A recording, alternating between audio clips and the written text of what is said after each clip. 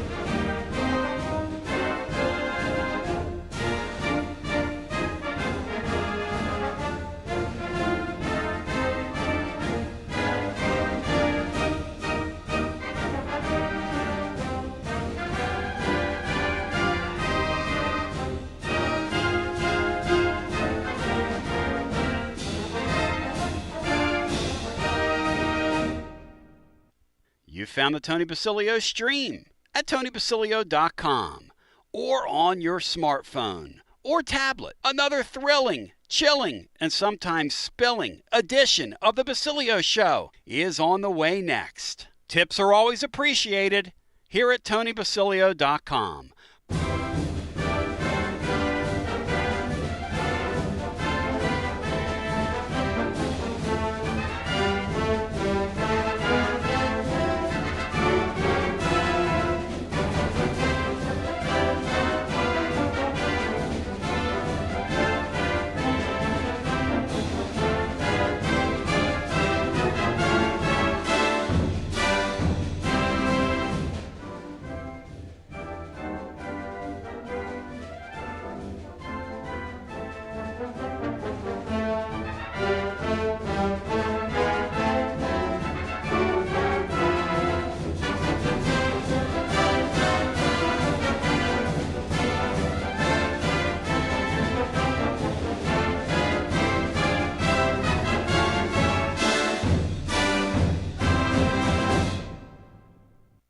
Let's do this thing, shall we? Let's do this thing. WJBE 1040 AM, 99.7 FM. Translator W259AB. Powell, Knoxville. T to the Bay. Welcome you to the Thursday edition. John Adams will be by here momentarily. Presented by Jennifer Morris. Next move, SmokyMountains.com. And Movement, sweeping the nation. Gold Brick Joe has retained her services, was bragging on her to me the other day. I'm pretty fired up, focused, and prepared. We're a day away from being at Calhoun's on the river for what promises to be a really interesting series with an Auburn team, Matt. I know you've been digging into them.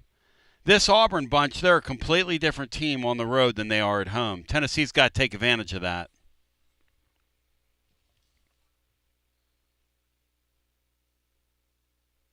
Tennessee's got to take advantage of that.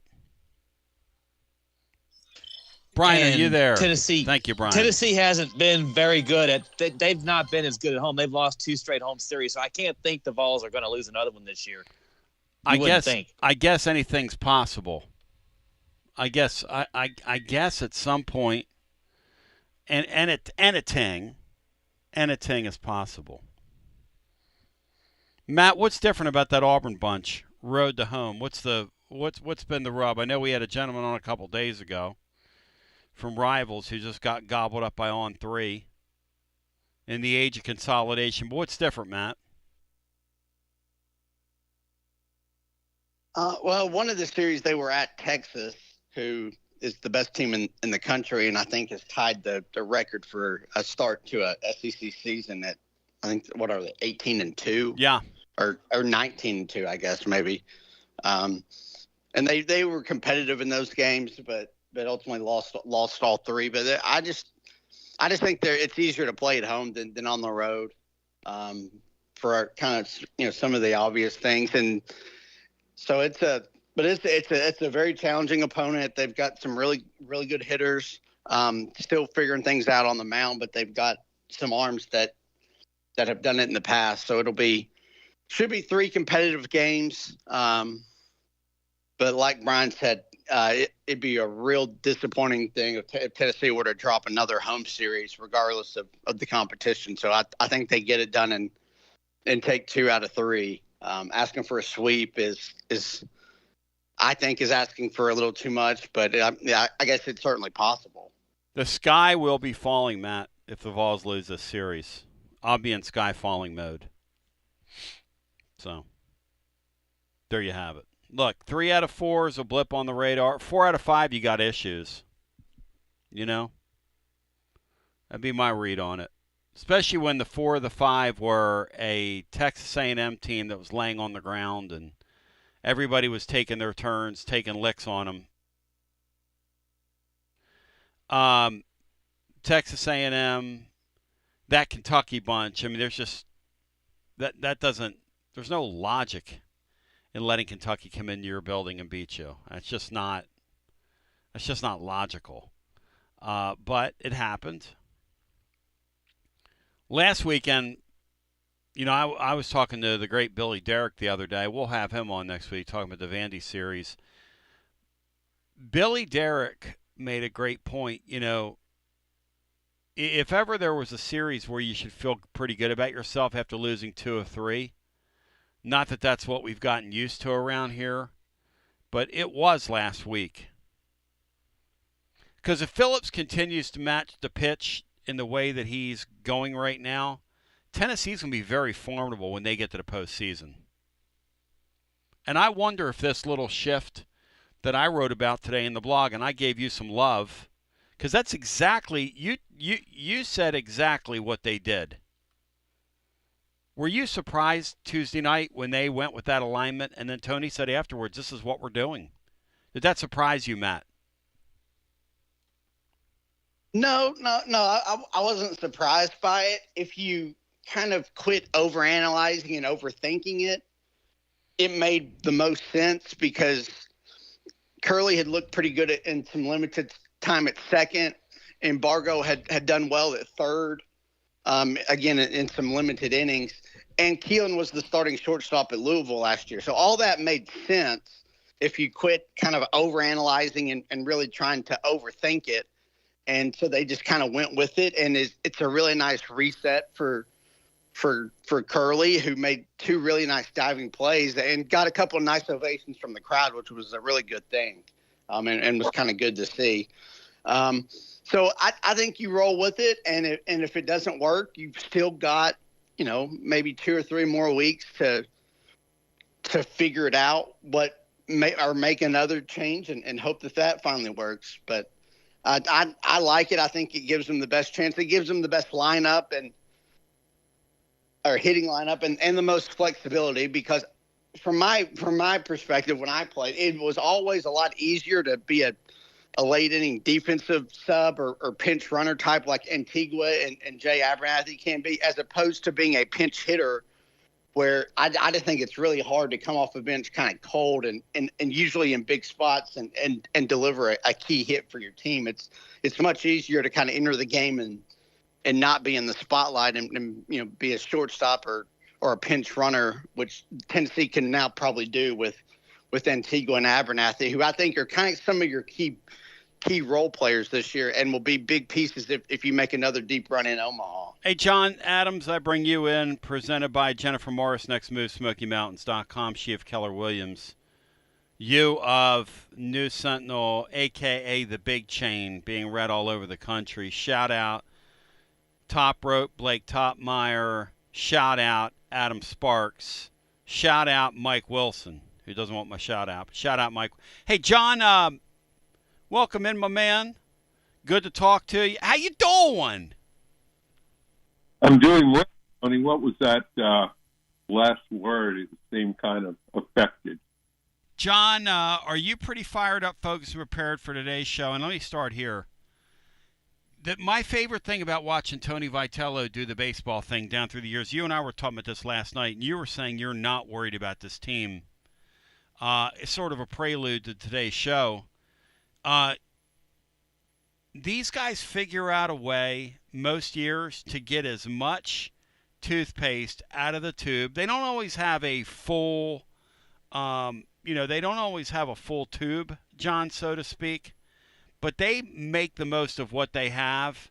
And these guys they can be wrong when it comes to their lineups, like Matt was saying, with the way they had their infield aligned, but they won't stay wrong, which is one of the things I love about watching Tony and his staff as the year goes along. Yeah, Tony, one of my pet peeves with coaches in general is going down the wrong road too long. It's just standing pat. I would rather see a coach make a move. Maybe it works out, maybe it doesn't, but I would rather see action than standing pat. And when you kind of get the idea where you're headed, I think he's very good at recognizing when there's an issue, when things aren't trending in the right direction, and making an adjustment quickly. I think that's crucial to being successful. When I look back at Tennessee's teams, you go back to the 2022 team, one of the greatest teams ever in college baseball during the regular season, didn't quite make it to Omaha, came up just one game short. And that team was just good from the get-go, pretty much smooth sailing all the way. But his other teams haven't been that way. And he's made 3 out of 4 of the last 4 World Series for a reason. It's because he's able to adjust, his staff's able to adjust. And going into this season, I thought Tennessee had more depth than it had under Tony Vitello.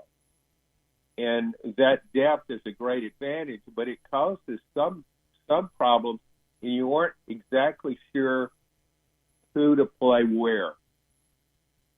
And I think we let the season unfold, and Tony's still tinkering with it. The idea in college baseball is to be at your best when it matters most, and that's at the end of the year. I mean, I would not be at all surprised if Tennessee made the College World Series, or even if it won a national championship again. Hey, Matt, I got a friend that's kind of a Vitello critic, and you have these people that think they know more baseball than everybody, and that's fine.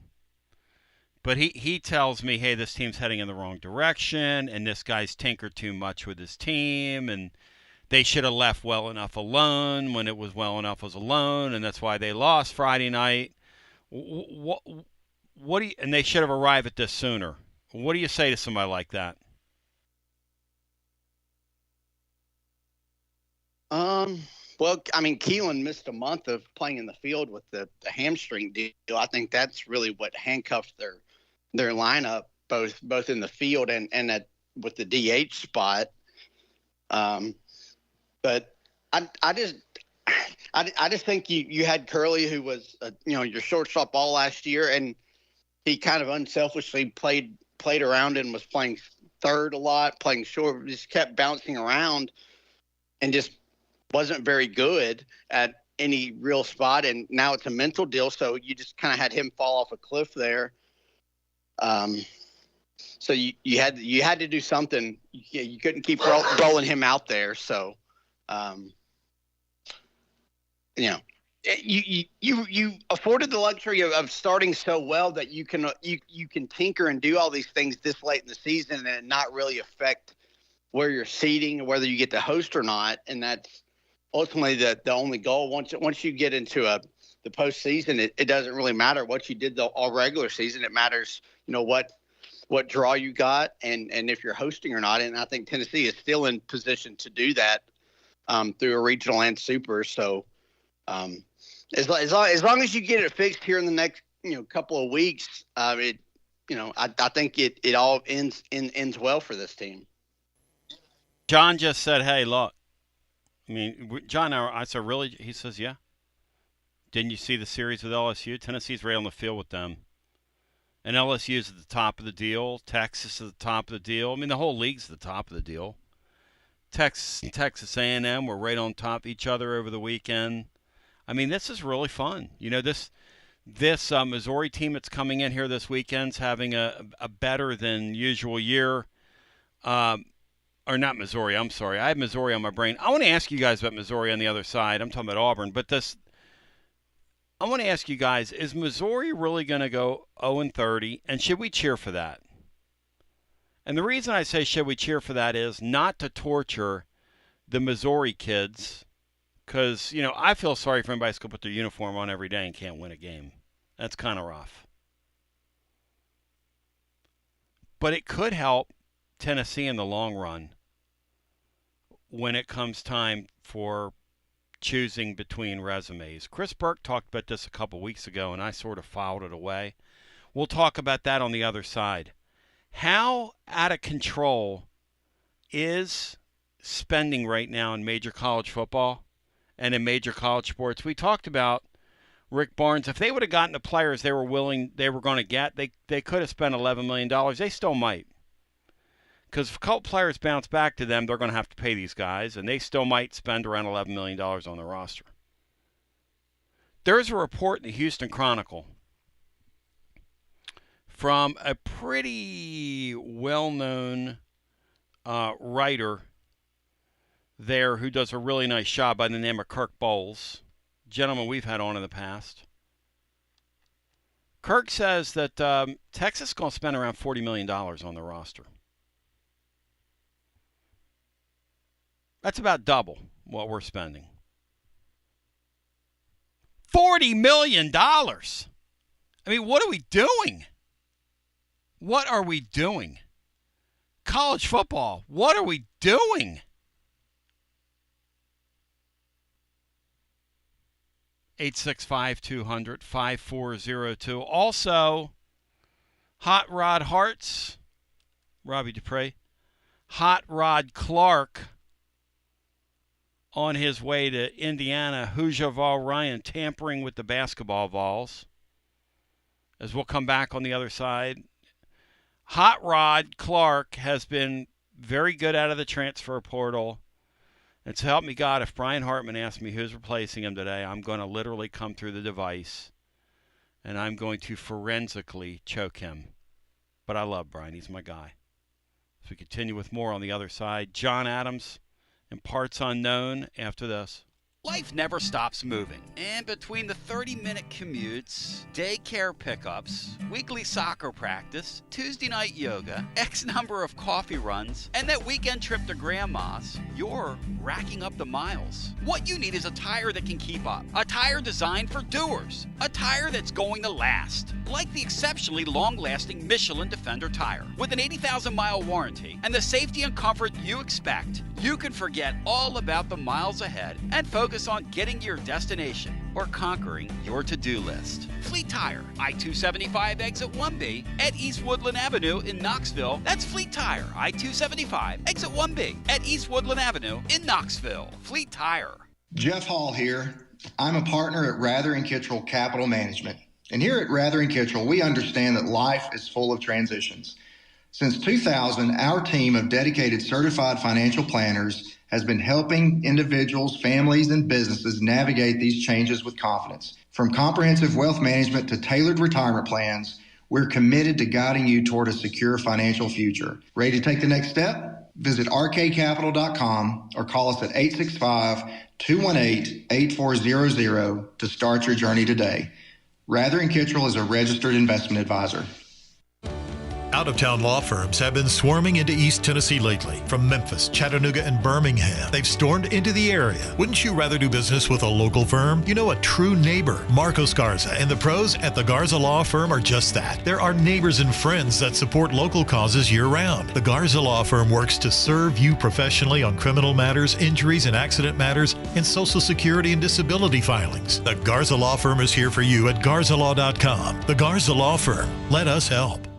Are you stuck in a dead-end job or ready for a new challenge? Do you feel like it's time to try a new career? Well, it's time to change lanes with TLD Logistics. My friends at TLD Logistics have some really exciting opportunities for you to learn a new skill. With a new 5-acre driving academy that's now under new leadership with all new course material. And the best part, it's absolutely free. What a great deal to set you on the road to higher pay. And TLD Logistics even offers weekly stipends to offset food and gas expenses. In 6 weeks' time, you could complete this course and be in compliance with FMCSA regulations. Then you're ready for the open road of opportunity. What are you waiting for? It's time to change lanes with TLD Logistics. Visit tldlogistics.com. That's tldlogistics.com. TLD Logistics.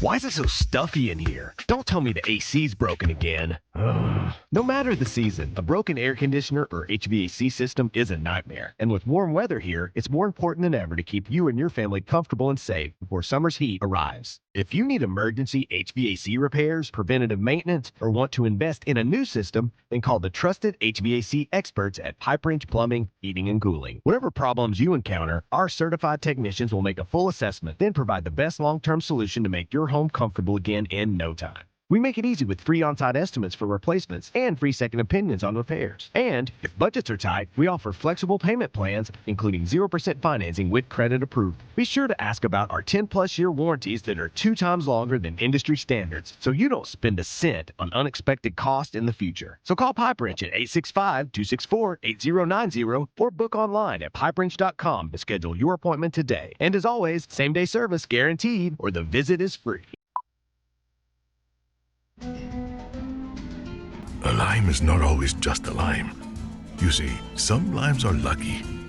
For when a lime joins the salted rim of a crisp, refreshing Tres Dos Equis, that lime is no longer a mere lime, but a wedge of renowned Mexican limon. Muchas gracias, limon. And also, de nada. Enjoy Dos Equis responsibly. Copyright 2024 Dos Equis, imported by Cervezas Mexicanas, White Plains, New York. Hi there, Basilio crew. Jennifer Morris here with Keller Williams Realty. If you're thinking about selling your home, I've got good news for you. The East Tennessee and Knoxville areas are projected to have another strong year. I'll be happy to talk with you about the latest and greatest info you need. So give me a call at 865-694-5904 or contact me at nextmovesmokymountains.com. Hope to hear from you soon, and go Vols. Josh Collins at Collins Insurance Agency. At Collins Insurance, we strive to ensure our customers receive better coverage along with bigger savings.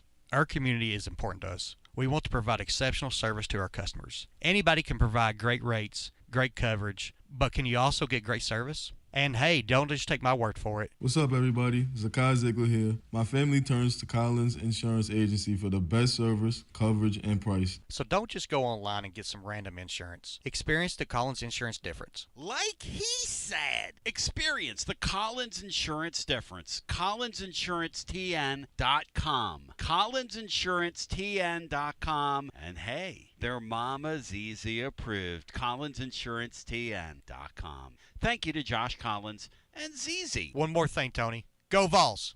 Preparing food for a big gathering can really take it out of you. That's why you need to call Calhoun's and check out their selection of party platters. Whether you're hosting a party for the big game, a reunion, or just an everyday gathering, a Calhoun's party platter is next level. Choose from Calhoun's always excellent chicken tenders, fly with Calhoun's wings, or boneless wings with a variety of dipping sauces, award-winning next-level melt-in-your-mouth barbecue ribs, or delicious spinach artichoke dip, or get one of each. Plus, if you're doing burgers or sandwiches, Calhoun's has lots of side dishes like spinach Maria, baked cinnamon apples, Smoky Mountain baked beans, or creamy coleslaw, available in pints, quarts, and gallons. And to finish things off, pick up one of Calhoun's great desserts to go, including homemade cheesecake or key lime pie. Calhoun's, simply your go-to party headquarters. With 9 locations all over East Tennessee, you can order online and just pick it up. Calhoun's, one of the Copper Cellar family of restaurants, along with Chesapeake's, Copper Cellar, Corner 16, Cherokee Grill, and Smoky Mountain Brewery. Eat local,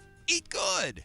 So a couple things I want to get into in this segment of several love songs in a row. First of all, the first thing is that Texas is setting the market here this offseason. Kirk Bowles has a article. John, are you familiar with Kirk Bowles? Because he's pretty good. Are you familiar with him, John? He's been out there a while, right? Yeah, well, he was at the Austin American Statesman for many years. He just made a move a couple of years ago, maybe not even that long ago, to Houston. He's covered Texas sports, the University of Texas sports, for many years. very, very good writer, very good columnist. I've known Kurt a long time, and if he wrote it, it's probably correct. He says they're going to spend $40 million at Texas. Well, Tony, when Texas came into this league, you knew that Texas wouldn't come up short of cash. I really don't think in the long run that Oklahoma will either, and Texas A&M has got plenty of money to spend as well. All those relatively new, counting A&M, relatively new additions to the SEC have a huge, huge contingent of boosters and just a lot of money with those programs.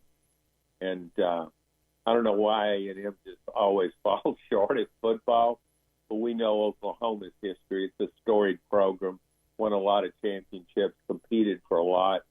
And so you knew coming into this league, Oklahoma and Texas would come in here and spend a lot of money. You mentioned Texas. One thing I noticed in the portal that was interesting to me this offseason was Oklahoma made some really significant additions with star power. Yep. Single players that can kind of turn things in. You're getting John Mateer from Washington State, the quarterback. Olsen, what's the running back from Cal? Jaden Ott. It sounds right. Okay, 1,000-yard rusher. I mean, you look at what Oklahoma lacked last year, and it just got two guys who are a drastic improvement. What that tells me about Oklahoma, you've got a coach, Brent Venables. No question he's on the hot seat. 2 losing seasons in 3 years at Oklahoma doesn't cut it. Yet, you still see people investing. Had to spend a lot of money to get those guys. They're still investing in the program. Now, Venables has got to get it done, or he'll be gone after this year. But that just, a lot of times, money dries up when the program's not going in the right direction, and the fans and the boosters don't have confidence in this coach. And there's not a lot of reason to be confident about this coach. Yet Oklahoma still goes out and gets 2 elite players. I think that's significant. It's a great point. And we know about Texas. Texas is never coming up short of money. No, that's a really good point you bring up, because back in the past when coaches were done and their recruiting would dry up or recruiting would subside, it was because the boosters weren't giving them any money to go get football players. But that was back in the old days. Back in today, in the new day, you're really going to see it, because all I have to say is, no, I'm not helping you. In fact, not only am I not helping you, I'm done with you. But to John's point, Matt and Brian, Texas, the one issue on their football team that they had to shore up was defensive tackle coming into this year. So they signed 3 back in the December portal period. And I was told by somebody that knows that they got to look at the 3 guys in camp this year and said, these guys aren't good enough. So what'd they do? They got on the phone, and late in the game here, they got a really good defensive tackle who would have been committing mayhem against us a little bit, maybe. Would have been a pain in the rear end. They got a defensive tackle from Syracuse. They paid him $1.5 million, which Syracuse isn't going to pay a football player $1.5 million in this lifetime anytime soon, just to show you the way the caste system works. And they went right out. I was told, Matt, alone on that defensive tackle position, they spent $5 to $6 million in the offseason trying to get it right, Matt, across 4 players. When does this end, Dixon? When does this end?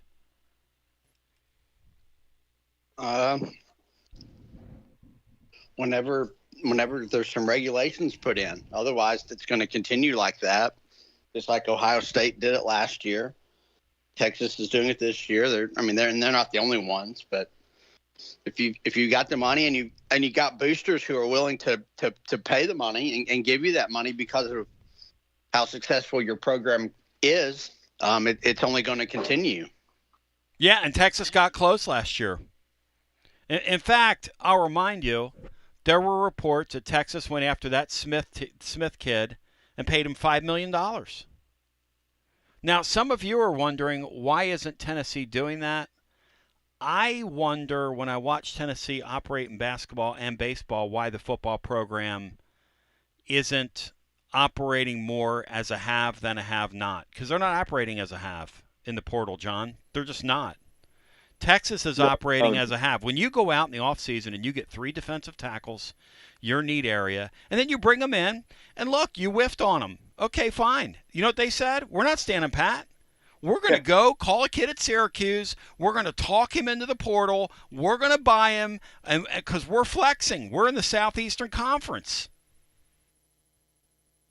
Tony, when you talk about Texas and those additions, I think back to the old Southwest Conference in the early 80s when the league went off the rails and eventually went out of existence, even though SMU was the only program that got the death sentence. All other programs were involved. But those programs became really good quickly. It wasn't legal to give money back then, but it showed how much money these schools have. I mean, they were paying. I mean, the payroll that SMU had was significant, but it wasn't the only program that started spending money. And it's Texas money and Texas oil money, and Oklahoma has always been able to do that. So now that it's legal, you still see that. There's a lot of, I think, with all the Texas schools, there's a lot of ego attachment to it with fans. Yep. And fans have a lot of money, and they're willing to invest in it. They don't want to be associated with a losing program. And now if they have that option to spend the money, I look for programs like SMU and TCU. I know SMU made the playoff this past year. A little bit of a fluke, but it kind of tells you what's going on there. And if you look at TCU in all sports, it's starting to spend money. The oil money. Yeah. Go ahead. The other point. Go ahead. I want to hear you. Yeah, the other point you made about Texas going out and getting this elite defensive tackle. Well, that speaks volumes. As much as the $40 million overall that Kirk Bowles wrote about, it tells you how serious they are about this. This is where teams are winning and losing now. It's not recruiting high school players and developing players. That era has come and gone. But that's where Tennessee's decided, John, that they're going to concentrate their efforts. Well, if that's the case, then they won't win championships because you can develop all you want, but then a school like Texas, Ohio State, something else really significant. Ohio State last year, it gets a star player from Alabama. Now, Alabama's not, you don't think of Alabama as being short of money. Caleb Downs, not when it comes to football, but Ohio State said, we need this player. Ohio State got star players. Didn't get the number of players that some other schools have done. Another school that I think is LSU. Well, he's desperate. Look what LSU has done in the portal. He's in desperation mode, though, John. I told you that guy's not going to work there, and he's not going to work. He's not going to get it done there. He's in desperation mode. Sorry. He's what? He's in desperation mode. He doesn't do something this year, they're going to blast him. I think they very well might win the SEC this year. I think he's got a loaded roster. I mean, I like his track record. I know he hasn't done what was expected to do, but what does he do?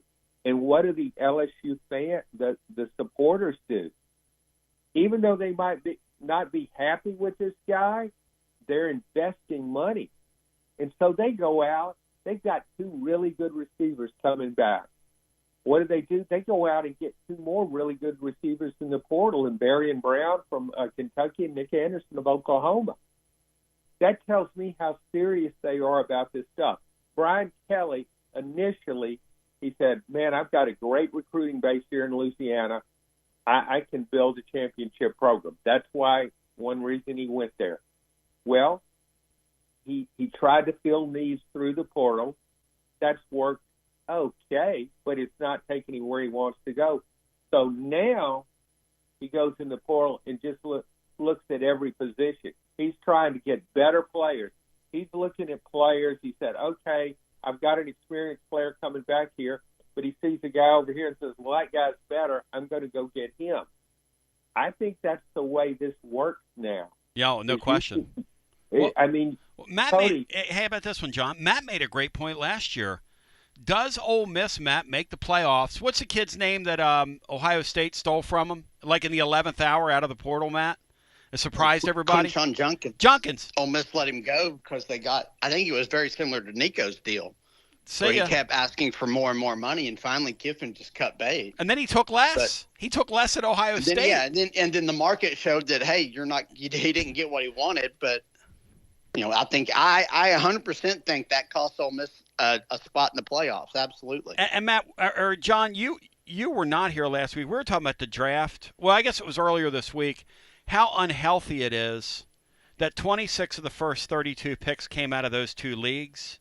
And these two leagues are operating in college football like they're the AFC and the NFC right now. They can call them whatever they want to call them, but they're the two big leagues.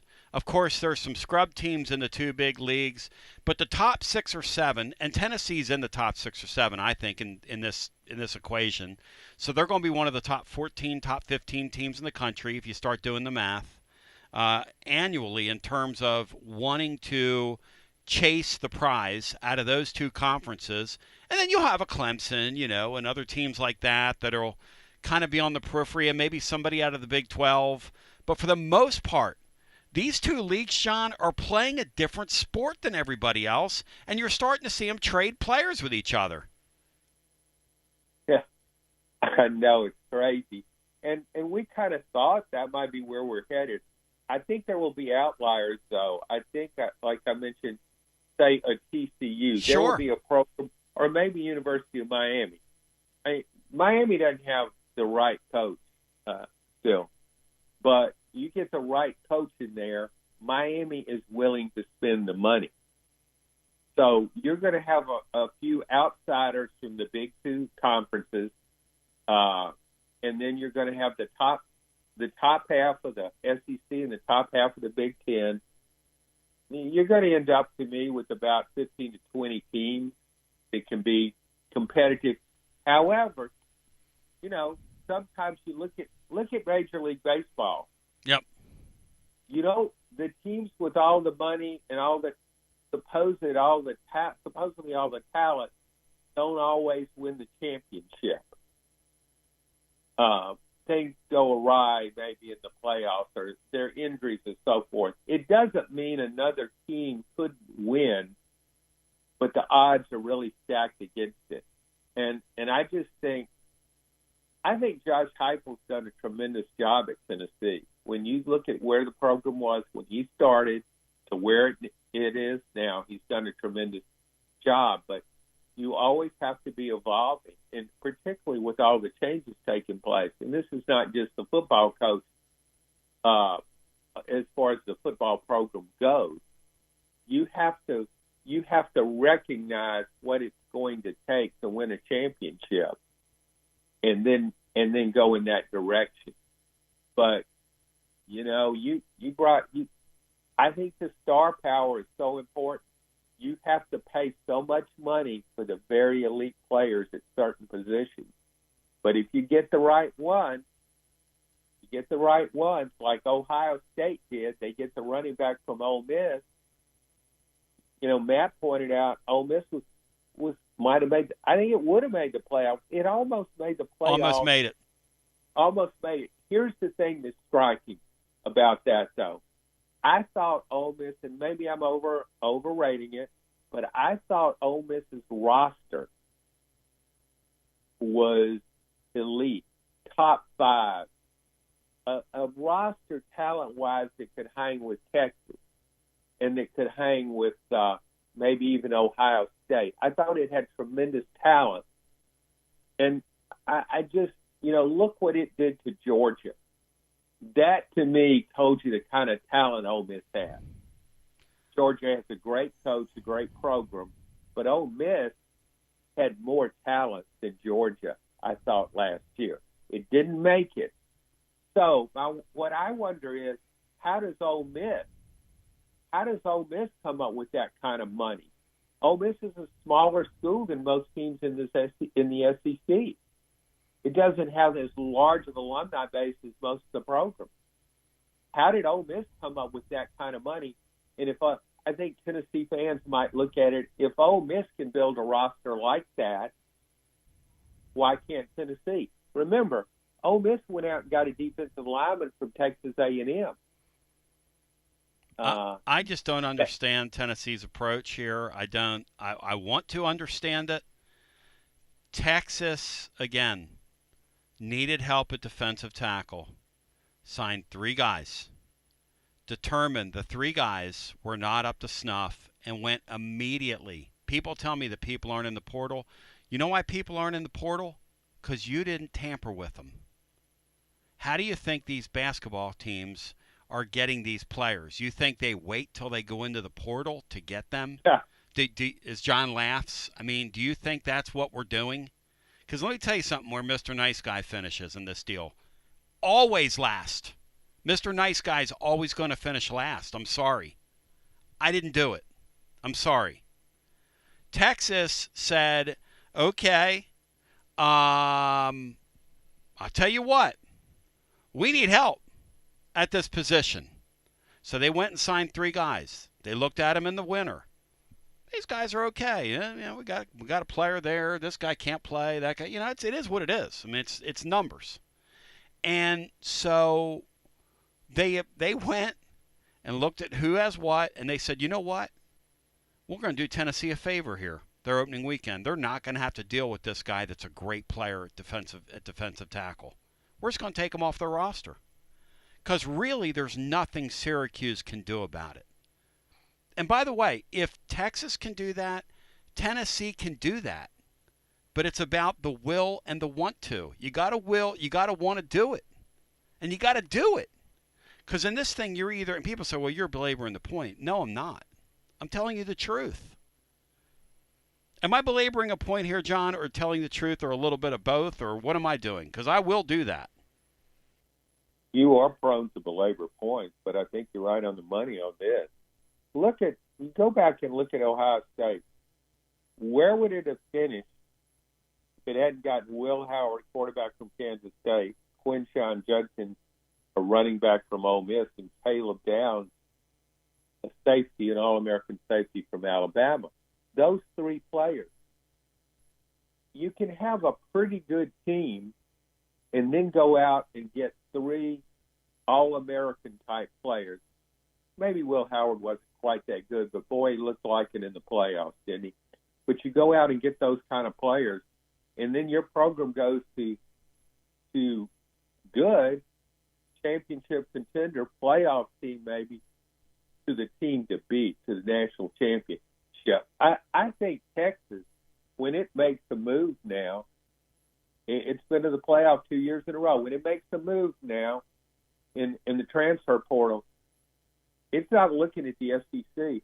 It's looking at Ohio State. It's saying, okay, here's what Ohio State did. That's the number 1 program now. What are they doing? What do we have? They want to build a roster that's better than Ohio State because they believe that's what it takes to win a championship. The voice of John Adams. We'll go to the phones if you want to get in at 865-200-5402. Look, none of this is healthy. None of this spending in these sports is healthy. It makes it kind of a goofy game, but I want to get off that for a second because Derek Dooley, Matt Dixon, is a legend. Yes or no? To those that are uninitiated, I just tweeted it out at Tony Basilio, so you'll get a chance to refer to it if you want to go over to our X account, which marks the spot, by the way. And we'll play a little I Spy. Hey, Matt, when you look at that, first of all, there is a golf tournament that featured 13, the power of the Peach Bowl, 13 active head coaches in college football, John, along with 11 football legends, all ready to tee off for charity in the Southern Company Peach Bowl Challenge. So, Matt, let's play a little I Spy here. Who are some of the and Brian Hartman. Let's explain to John and the living listener who some of these folks are in the photo, and then we'll get to the Tennessee tie to this, because there are a couple Tennessee ties to this photo. And John, I'm going to send you this photo as well, just so we'll all have something worth referring to. Matt, who are some of the names on there before we get to the Tennessee tie to this thing? Yeah, well, front and center is Steve Spurrier. There's not any kind of charity golf tournament that involves football coaches that doesn't have Steve Spurrier in it. Yes. Urban Meyer's in there. Yes. Frankie Jr. from South Carolina is up there. Looks pretty good. Next to Spurrier. Yep. Nice pairing there. Yep. Who else? Kyle Whittingham from Utah's there. Where's Whittingham? Show me. Is he over Frankie Jr.'s shoulder? No. I believe so. Or over Mike Norvell's shoulder? Yeah, Mike Norvell's another one. Yep. I think Whittingham. Yeah, Whittingham's right in between Urban Meyer and Norvell. In That's kind of what I thought. Okay. Kirby Smart's there. Kirby Dan Mullen. I see Dan Mullen's big old meathead. I'd know his meathead anywhere. Yep. Gus Malzahn, so they even have an offensive coordinator there. Okay. Scott Satterfield at Cincinnati's there, so Ewad, shout out. Ewad, shout out Ewad. Ewad's team, John, they broke a seal the other day in basketball. Ewad doesn't want to deal with this. Matt, Ewad does not like this, does he? I was talking about this. He got very angry about this, but so Ewad Cincinnati boys, they got a guy, John. I was waiting for this to happen. An assistant coach at Central Florida. Either one of you know, is it Jai? It's Jai, right? Mamadou Njai that played at Auburn back with Chris Porter back in 2000. Come on, Mark Griffin. You and I were there. We were in the Thompson Bowling Arena that night, big boy. Mamadou Jai. And they blew him out, too. The Vols blew him out that one game. Njai. Great pull, Brian. Njai. Njai, baby. Njai. Anyway, by the way, Italians like endive. That's you take, you go out, you get the dandelions, you cut the head of the dandelion off, and you eat the stems, John. You talk about something that's a bitter green. When I was a kid, my father put that on my plate, and I told him, I'm not a cow. This is bitter, gross, I'm not a cow. John, he sat there and read the evening bulletin while I ate a plate of those greens. That's the last time I ever opined on something on my dinner table, John. I was like 9 years old. I can still taste What exactly were you eating? Okay. What's that kid's name again, Bri? Because you triggered my brain. Mamadou Njai. Endive, they call it. In the Paisans. A native of Senegal. So you go out. Basically, it is the roots. It is the stem of dandelions. You go out and pick dandelions, and it's the stem. And they eat it with dark, bitter greens. Italian people do. Mom put some olive oil on it and some vinegar. And I said, I'm not a cow. This stuff's bitter, gross, like that. And my dad goes, really?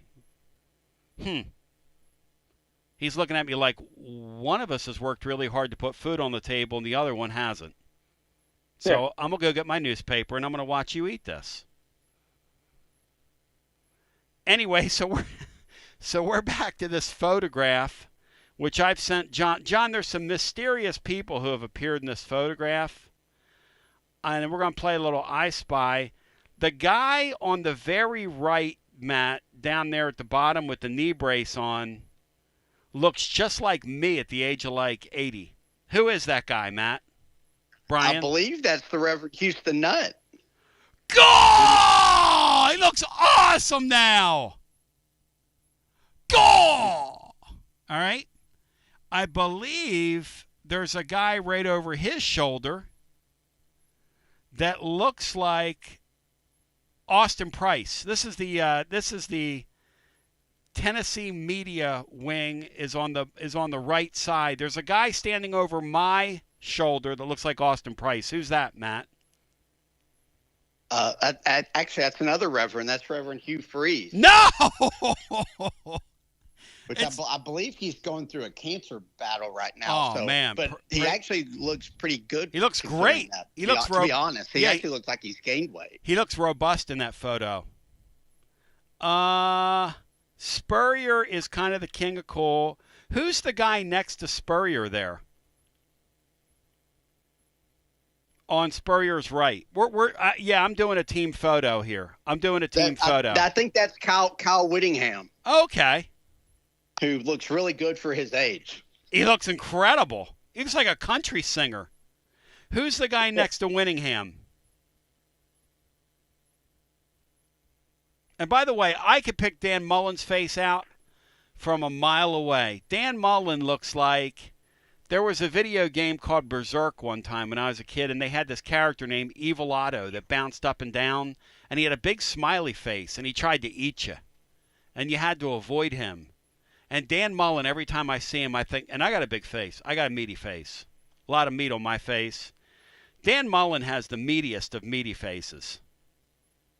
Who's next to Mullen? And there's another, who's meaty face for a meatloaf. Who is the guy next to, on the right side of Kirby Smart, who looks like another member of the Knoxville media? That's Ewad's guy, Scott Satterfield, there at Cincinnati. Oh! Louisville and Appalachian State. All right, tell John Adams who the Tennessee legend is that's in the photograph, because I want to get to the main event here because I want to laugh.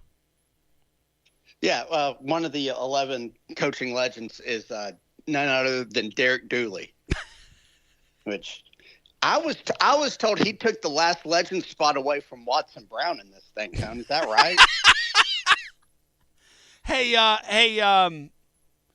John Adams, could you imagine, like, you know what the field is, right? You know these coaches that are in this thing, like the Dan Lannings of the world.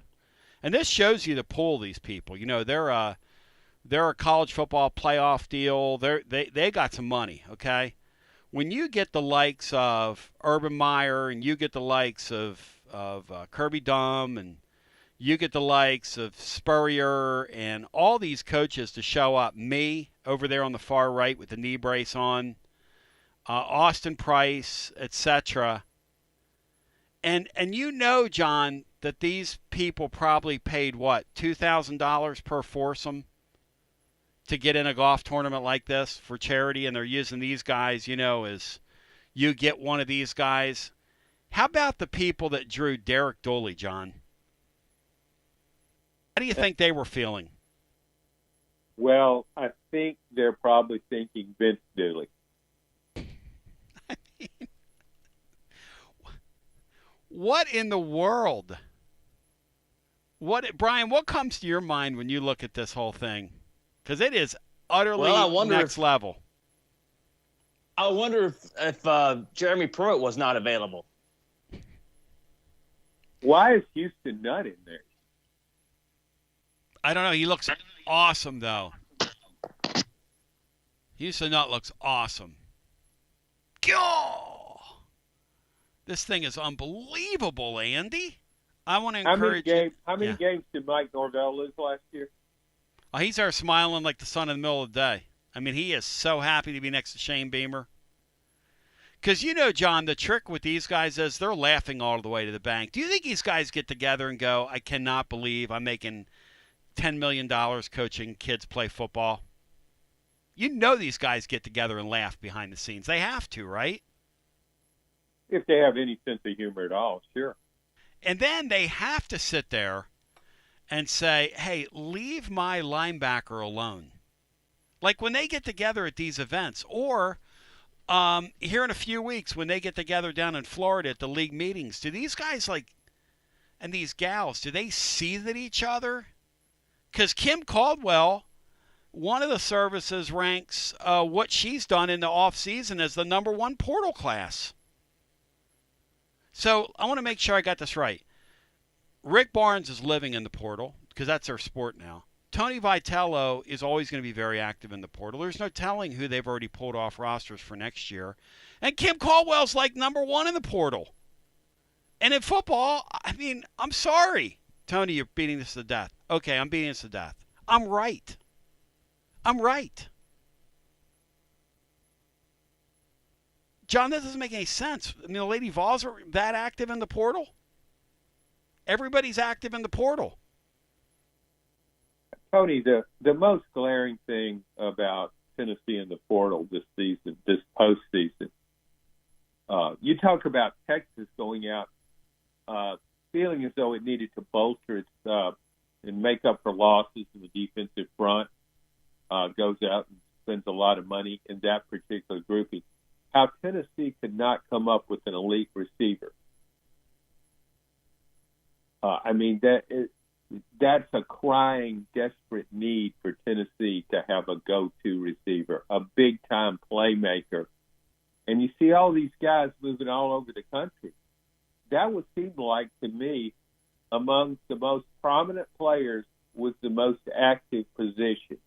There was just a lot of movement with wide receivers in this offseason. And Tennessee didn't get they got one, but they didn't get one that was established big-time playmaker. And other schools did. Kirby Smart went out and got two pretty good receivers. Georgia had a desperate need for better wide receivers. And that's, even if Tennessee doesn't go out and go into the portal like, say, Brian Kelly did or like Lane Kiffin has done, to at least go after, pinpoint a need and say, we got to get better right there. We got to get one, maybe two top-notch receivers. I mean, imagine if Tennessee had gotten the receiver from Georgia Tech, Singleton. Is it Eric Singleton? Yeah. He went to Auburn. You get him. You get Nick Anderson, who had a big year as a freshman at Oklahoma, was hurt last year. But he had averaged 21 yards a catch, had 10 touchdowns as a freshman. Just those two guys alone, get those two guys, how different this offense would look right now. But Tennessee didn't get any of those guys. It's a very curious thing. We're going to see what happens. Derek Dooley is a legend. Somebody paid $2,000 to play golf with him. It might be the greatest thing ever. I hope they had a good time. I hope during one of his tee shots that whoever he was playing with just asked, "Where's Rommel?" right in the middle of his backswing. Well, and that's what I'm going to ask. What are subjects?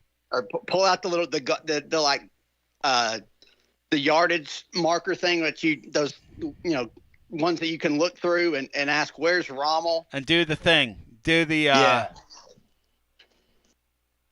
and do the binoculars. Where was Lane Kiffin?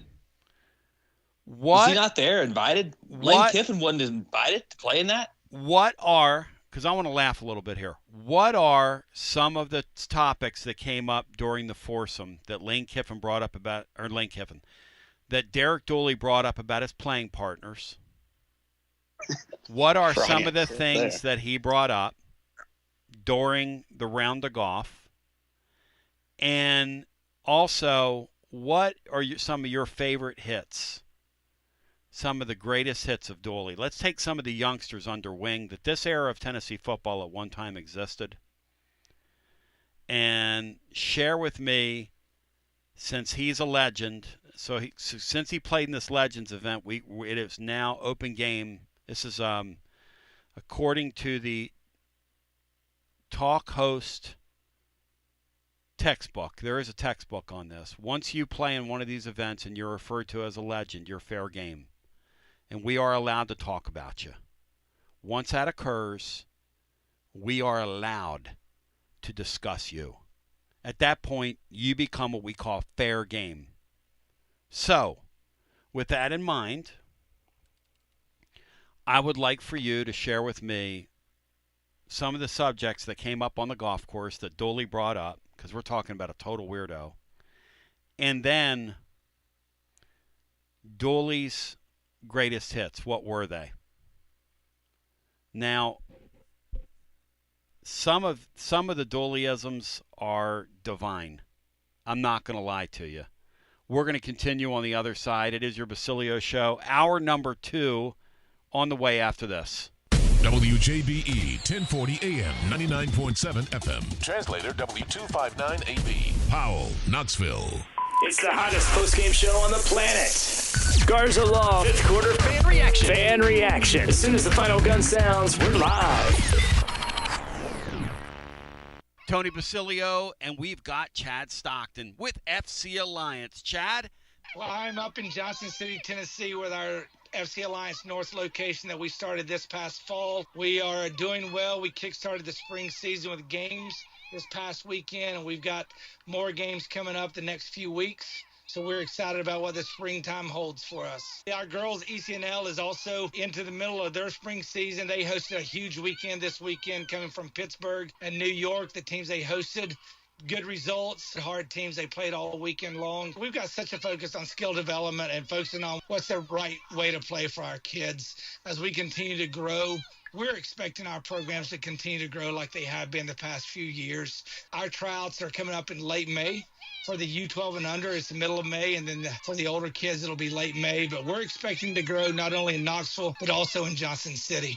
And if you want more information, you can see what Chad's talking about and hear those kids and get involved. It's FCAllianceKnox.org. Again, FCAllianceKnox.org. Hey, Chad, thanks, man. Many happy returns, my brother. Thank you, Tony. Listen up, baseball fans. It's time to step up to the plate and get some new Tennessee gear from Alumni Hall. Don't you dare swing and miss by shopping elsewhere. Alumni Hall has the best selection, top brands for you to choose from. Shop in store, 3 Knoxville locations, or Bristol or Murfreesboro. Anytime online, anywhere in the world at alumnihall.com. Come grab your Tennessee baseball jerseys. Incredible.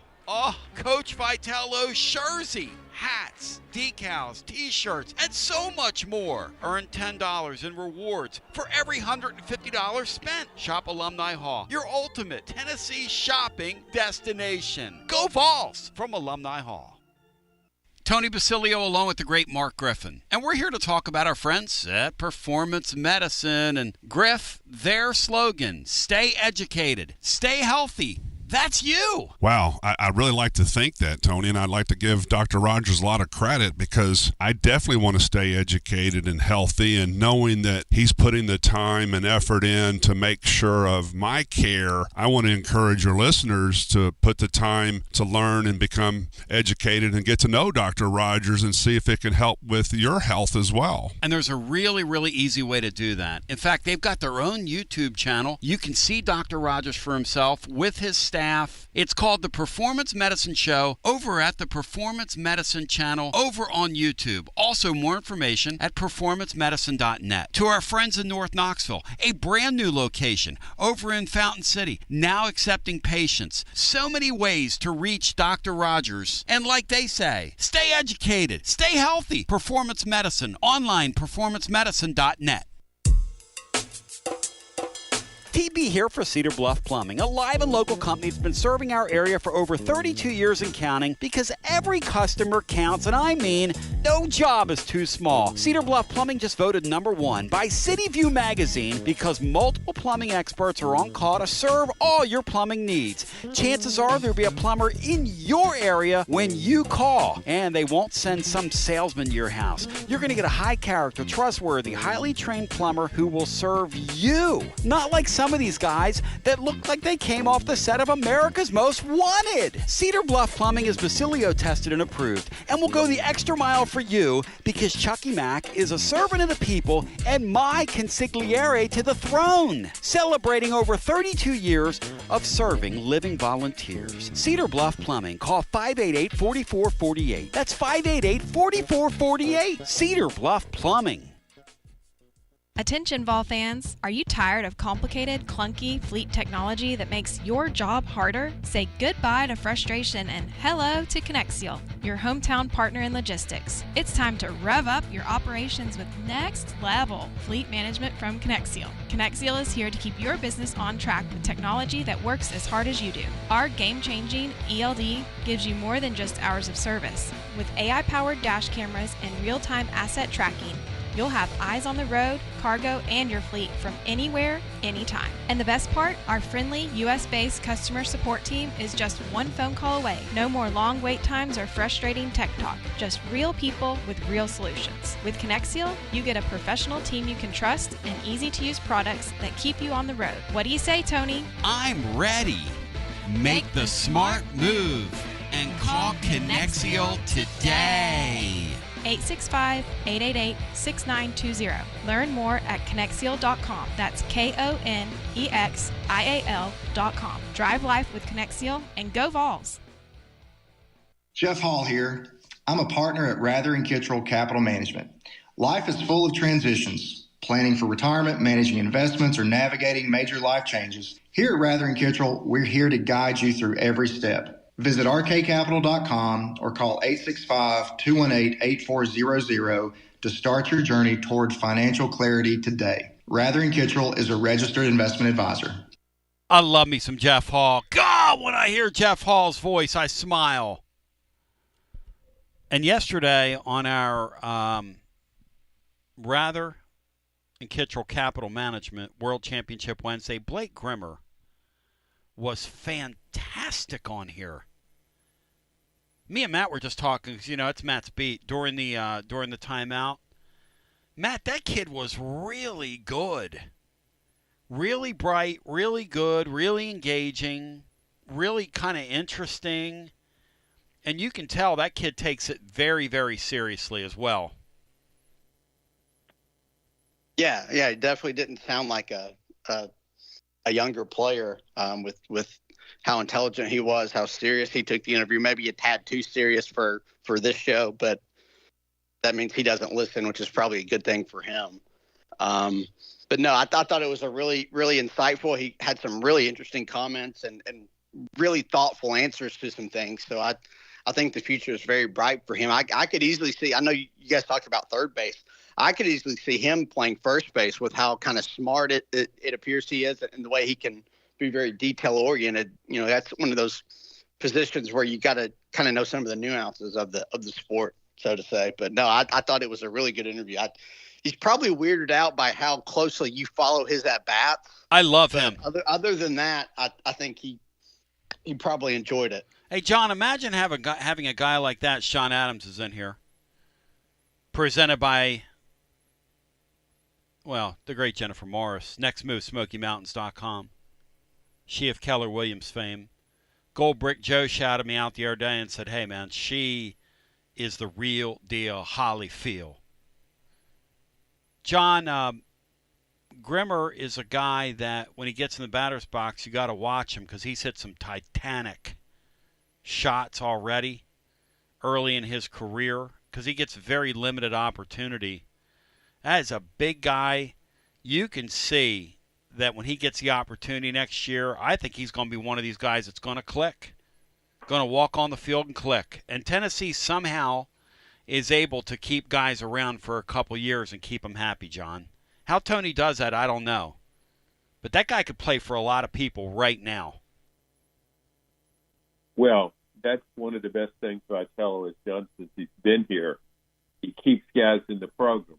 And he can sell them on the fact he can go back and take a player from 3-4 years earlier and say, okay, here's what he did as a freshman, maybe as a sophomore, and then look what he did as a junior. He has a great track record of guys who've gotten better, who played a limited role maybe initially and showed some talent, and then they make this huge leap forward when they're thrust into, when their time comes, when they're thrust into the starting lineup.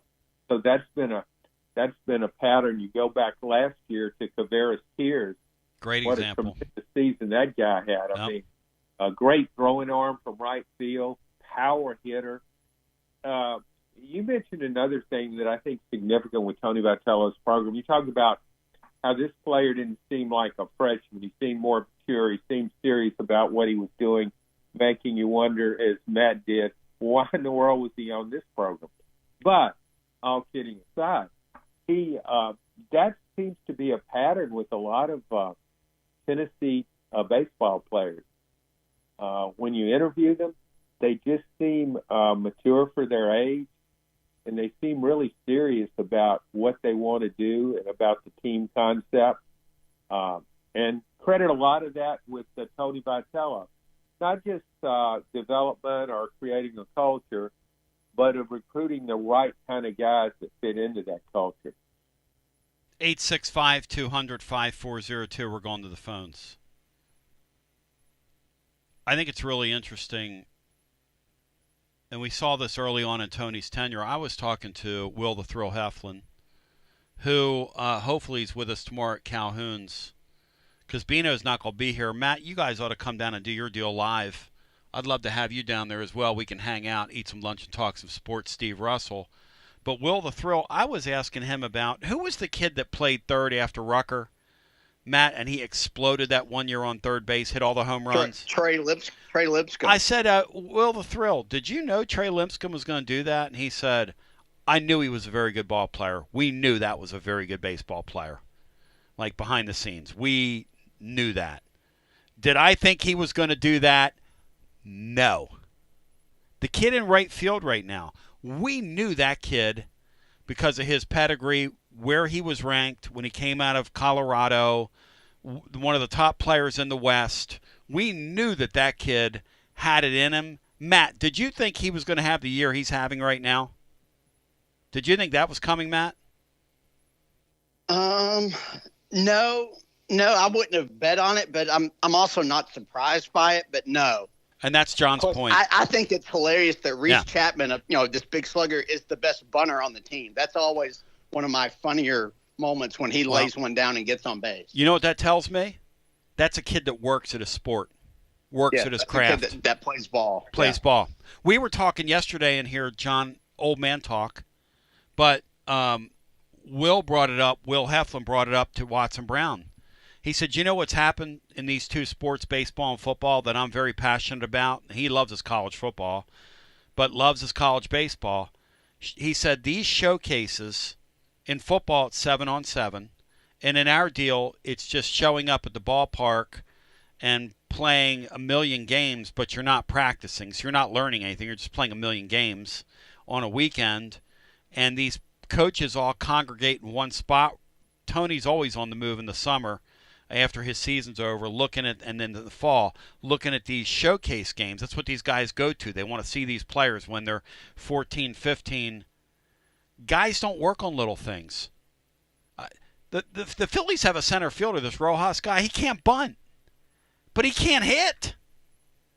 I mean, if you can't hit and you're a light-hitting center fielder and you can fly, you should be sitting in the cage practicing, working on your craft. That Chapman guy, I can tell you right now, John, works on his craft.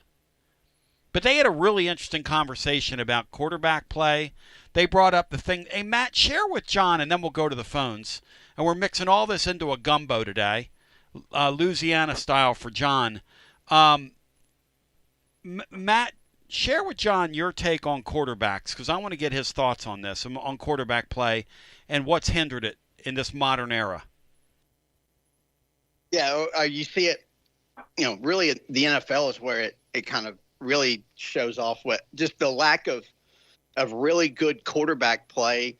And I think one of the big reasons for it is quarterbacks today don't, make their own audibles. They don't read defenses and get their teams into the right play. They look to the sidelines for all that. So they fail to develop like a real deep understanding of the game and the schemes and things. Whereas they know what play they run and they have all that memorized and everything, but they don't know why the coach put them in that play or why they're throwing to a certain receiver versus certain defenses. And I think that has really hurt the development of the game, because in this era, you're almost never going to play for the same coach and play in the same offense for more than a year or two. So guys just fail to develop as just players, and they're basically just become system quarterbacks. So, and then to tie it with baseball, I think it's really interesting. You talked about this guy, the guy from the Phillies, those like speedsters. I think it's funny when you have those speed guys who can't bunt because you just always assume that they could. And then you have all these mobile quarterbacks, especially with the read option, who they can't run the option well, even though they're the best athlete on the field. Like Jalen Muro just was not very good running that read option at Bama, but when he's in the open field, he's the best running back in the SEC. So I just those like sports misconceptions I think are always interesting. Could be a summer show topic at some point. I love sports misconceptions, or there's another way of saying that, but conventional wisdom, which isn't conventional. John, your thoughts on what Matt said about the quarterback play? Because Watson said there's way too much joystick coaching going on. The coaches are doing the thinking for the players, and it's really, really hurt development of guys because they don't understand what they're doing on football fields. Even the high-level guys, when they get to the NFL, don't understand the whys behind what they're doing. I think that's really interesting. John, your thoughts? Yeah, I talked to Watson Brown on a similar topic a couple of months ago, and I think he's onto something there, and it is a factor but it's also a factor in how the game is played now, not just for the quarterback. I mean, with Tennessee, a lot of the reading is done by the receivers. They read the defense too, but you're right. And it brings up another point that I really wonder about. With NIL, transfer portal, and available money, guys are making more money than they ever have. They were making a little illegally, of course, but they've never made money like this. And I wonder how much it impacts their development. You talk about working on your craft, improving your game, whether it's football, baseball, or basketball. Why, if you're a poor free throw shooter in basketball, why would you work on that incessantly in the off season? Just shoot free throw after free throw. But because it could come down to defining your career if you miss a key free throw in the NCAA tournament. But if guys have made their money, if they've had a payday, they might be less apt to work on their craft and to try and keep getting better. And, that was always the thing about they talk about we got to get to the league because that's where translation got to get to the money. That's where the money is. Well, if you've already made the money, I wonder if you are motivated to work harder and to develop your strengths and improve your weaknesses. No, I think that's a great point. You can't. I don't think you can really hard coach guys anymore. Probably one of the reasons Saban got out when he did it, and some others, because guys can just leave anytime. And also, when you have guys who get money, like you said, John, what incentive do you have to keep improving and getting better? If you're already getting a payday, obviously, if you make it to the pros, that's one thing. But I mean, everybody that comes into these high-level programs in any sport thinks they're going to the pros, regardless of how good they are. I've arrived, essentially, is the way we would put that. 865-200-5402. I've arrived at a time where we're going to open the phone lines finally, where callers come first. Here on your Thursday edition, John Adams in the house. We'll open the TLD Logistics Hotline, and we'll go to the phones at 865-200-5402. Before I do, a reminder, tomorrow we're live at Calhoun's on the River. Tomorrow evening, playing music, enjoying the festivities at Avalon in West Knoxville. We'll be at the golf course out there from 6 to 9, having some fun, kicking it back, playing some jams. We had a great time. Last week, we were out at Holston Hill. Shout out to those folks out there that had us. But we'll be at Avalon this week as the Golf Club World Tour continues, and we're going to have an incredible time at Avalon doing our thing.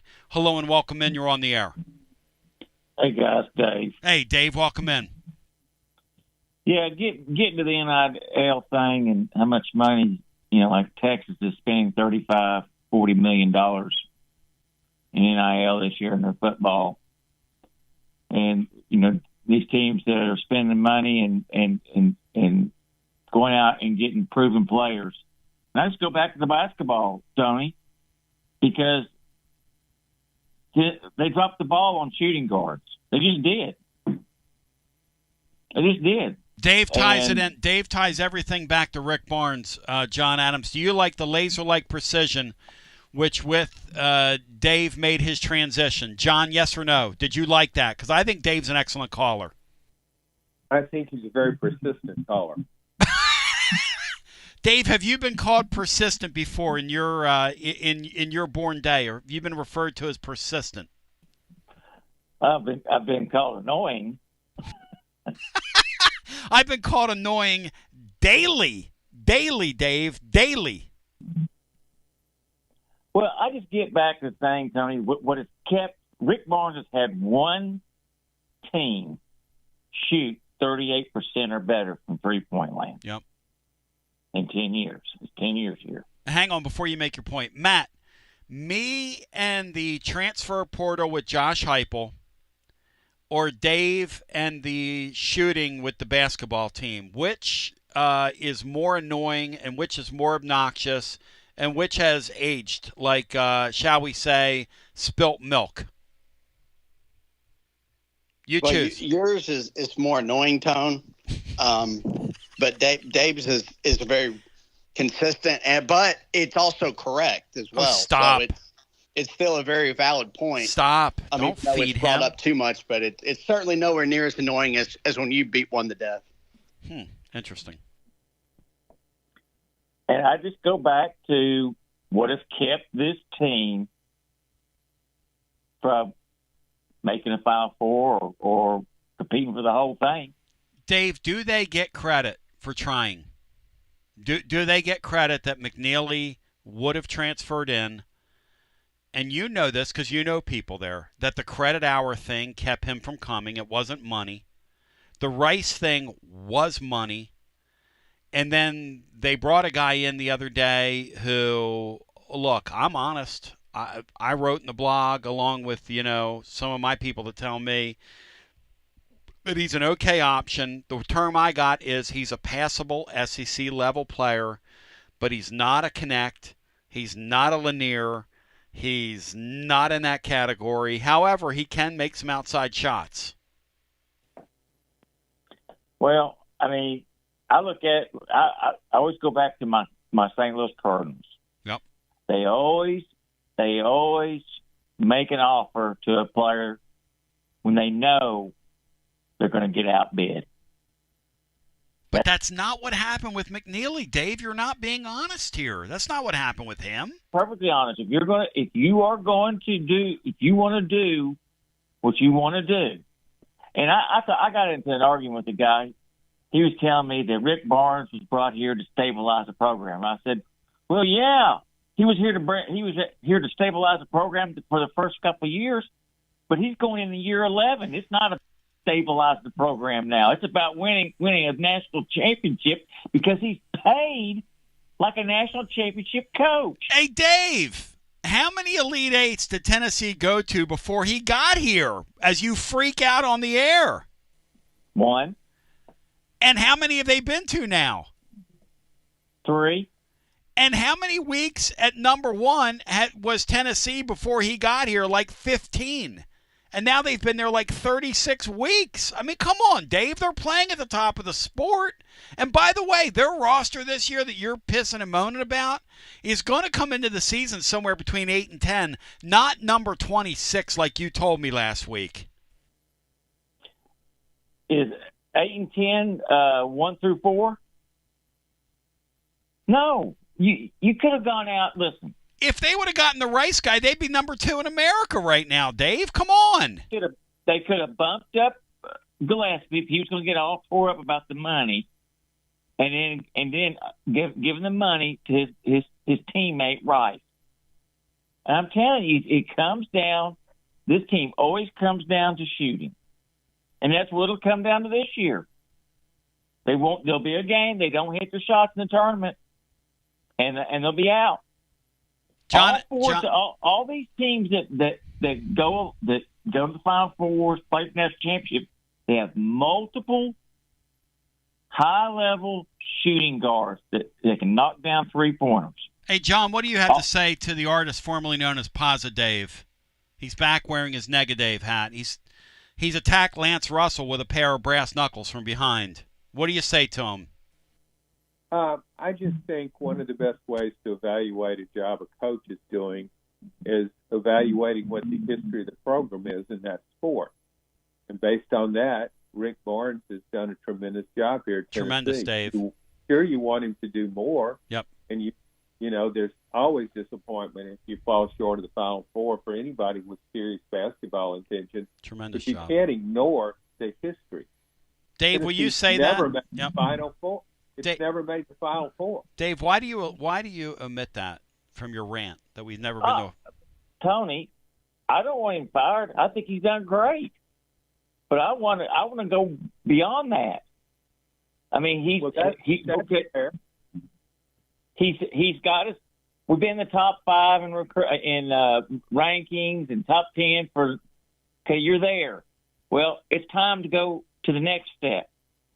Johnny Majors, and I'm going to take it for Phil Fulmer here.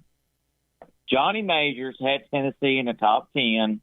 Bino and Fab Five Freddy, listen up to this because you're getting ready. This guy's getting ready to make an enemy out of you dudes. Go ahead. Johnny Majors took Tennessee to a certain level, but he couldn't. He was here 16 years. He did not get us to the next level. W. Lynn, listen up. Continue. Fulmer came in, recruited just a little bit better. He did. He was having top 5 recruiting classes year after year, and he reached the mountaintop. Now, after that, the recruiting fell off, and he got a little lazy, I guess, and he didn't sustain it. I'm just saying, Rick Barnes. You look what's been missing from my teams. Well, we've been a poor 3-point shooting team overall. Well, I'm going to fix that. I'm going to go out in this portal because you got that now as a tool. Dave, I'm going to go out here and I'm going to be redundant and I'm going to get Dave 3 or 4 guys I know that proven guys that can knock down shots from the perimeter. Dave. Yes. You're really. On what? You remind me of me so much, man. Hey, Dave. Dave, I don't think we could ever be married. Opposites attract. Go ahead, Brian. The Cards swept the Reds in a doubleheader yesterday. Does that excite you? No, they're still terrible. Reds are terrible. Thank you, Dave. You're. I've got rain clouds on a sunny day. He still wouldn't go for it. He didn't take the bait. John, do you find Dave to be? He flies around my ear like a pack of gnats at a picnic in June. Well, Tony, Dave though is a playmaker and is a talk show host like yourself. You know that's what a value he has. Oh, he's got tremendous value. Very polarizing. Provokes other callers. Oh, he's very polarizing. Look, I know as long as I've done it, when he's getting to me, he's getting to other people. He gives them zero credit for trying. I mean, they were actively involved. They got the McNeely guy on campus. And they were actively, it came down to credit hours. Basically, it's like 20 to 25 credit hours were not going to transfer from Virginia because Tennessee didn't have his major. They had that deal done. That was the last formality. That's what happened. How do you stop that, John? How do you... That's just a quirk of fate. It's almost like the basketball gods are saying, hey, you guys are this close to going to the Final Four, but you're not getting over the hump because we're not going to let you because, you don't take his major. Well, I wrote a column on this, and you talked about it many times. I wrote a column about it first part of this week about Rick Barnes' ability to manage in the NIL era. I think Rick Barnes has always been very good at establishing and maintaining relationships with prominent boosters. It's crucial, more crucial than ever to do that in the NIL era and transfer portal era, because if you've got people that are willing to financially support your program, that matters more now than ever. And he's always been able to do that. So if you look at what he's done in the portal, he got Chaz Lanier. He had 3 transfers in his starting lineup of an Elite 8 team. The year before, he got Dalton Connect, who's one of the most sought-after players in the country from the portal. And Dalton Connect would help Tennessee make the Elite Eight, where it lost to a team that played for the national championship later on. So he is trying. He seems to understand what it takes in this era. And I think that's really important. We talked about Tennessee's shortcomings in football right now in terms of the portal. Rick Barnes understands that, and he's working at it. And getting Avent as a recruit, he had to outbid, not from the portal, but from high school, he had to outbid and outcompete Kentucky and Duke, superpowers in college basketball for a long, long time. So based on that, it's not as though Rick Barnes, even though he hasn't made the Final Four at Tennessee, he's not satisfied where he is. I don't believe that. He's still trying to get there. And again, you got to look at the history of the program. Tennessee's never been to the Final Four. Back to the phones we go. The Duke fans were apoplectic when they lost the Met guy. Matt, that doesn't happen to Duke. They had the Boozer twins. They were getting ready to line the thing up. I mean, they're at the top of the deal anyway. We threw a quick top 12 together as it currently sits coming out of the portal the other day on the blog on our whole basketball. It was on Wednesday's edition over at tclub.team if you want to check it out, where we also predicted they were going to get that kid from Monaco, and they got him that day. But I wrote it like they already had him. Matt, from your perspective, John brings up a really good point, which is Tony Vols courts those big money people. Kim Caldwell's taken to doing that. The obviously Rick Barnes is a master politician, and Josh Heupel just is not. He's just not that guy.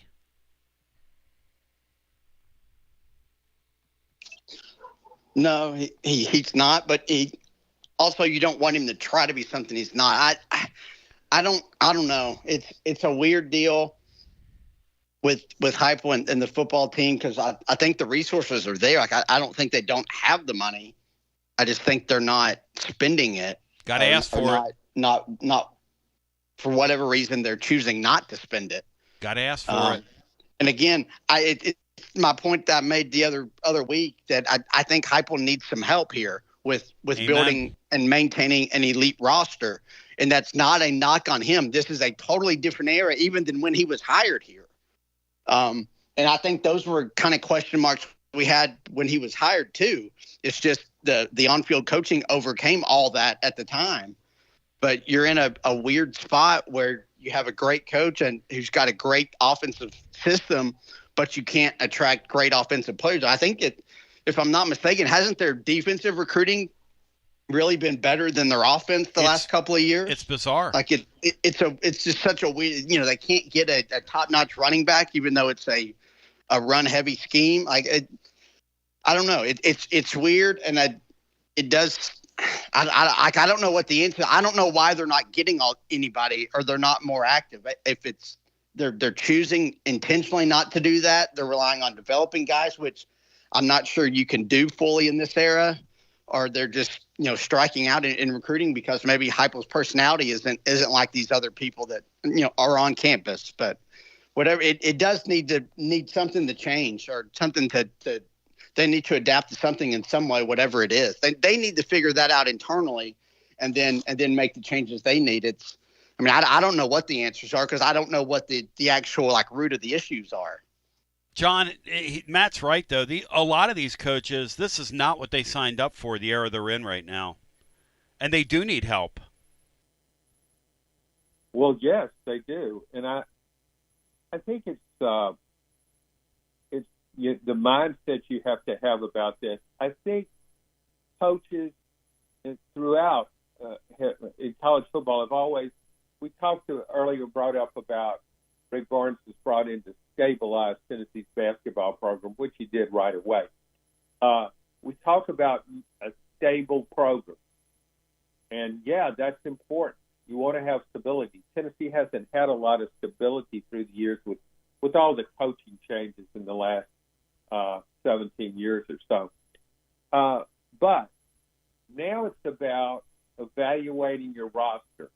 And if you have a guy who seems intent on staying where he is, you want to keep him there, you want him to keep getting better. Yeah, that seemed really an effective way to manage in a different era. But now I really think you have to look at it as we keep going back to Texas, and you brought this up about getting the defensive tackle from Syracuse. When you look at your roster and your depth chart, and you say, okay, here's who we have at this position. Is he as good as this guy we could get out of the portal? If he isn't, then I think in this era, it behooves you to go get the guy out of the portal. And I think that goes against the mindset that's been long established with college coaches. You want to build stability. You want to develop players. You want to encourage everybody to stick with it, keep working at it, keep trying to get better. That's an integral part of developing a program. But this is such a different era. And now it's more like, can you help yourself with this guy like Texas did? Yeah, these guys are pretty good, but that guy's really good. And to make that call, it's a tough call to make, but I think that's what it takes to win championships now. Back to the phones we go. John Adams, presented by the great Jennifer Morris. She's at Next Move, SmokyMountains.com. She of Keller Williams. Hello and welcome into our next call. You're live on our Thursday edition. Hey, good morning, guys. How are you? Great to talk to you. Thank you. I tell you what, if I was playing golf with Dooley, I would take every opportunity to learn how to take a disciplined shower, how to properly shower, and how to do that in a way to build a winning football program. So I think he was right years ahead of his peers in that. Can you imagine you saw that roster of coaches and all these, Hall of Fame coaches, and then your foursome gets Derek Dooley? You talk about the consolation prize.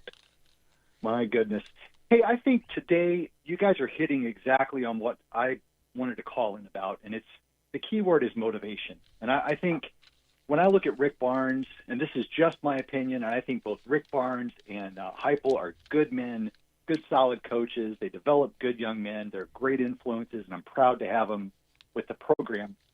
But I think Rick Barnes had hit a point a couple of years back where he was satisfied. He had a good career. He had made generational wealth, and I think he was just going to kind of coast and retire. But something, I don't know what it is, seems to have lit a fire under him to make a Final Four or to go all out to win a championship. And this is a different Rick Barnes in the last 2 to 3 years than we saw in the previous 5, for me at least. He is active. Yes. He's out there. He's recruiting. He's pumping hard. I don't think the money is what's motivating him at this point. I think he actively wants to get as close as he can to a national championship. So I think maybe Negative is seeing that, which is why he's sometimes positive now. Now, you compare that with Heupel, and this struck me all of a sudden. I looked at Heupel's salary and thought about the whole Nico thing. Yep. It's been about 6 weeks since the Nico thing broke. And in those 6 weeks, Heupel has made darn near $1 million. And all we did in those 6 weeks was trade quarterbacks with UCLA.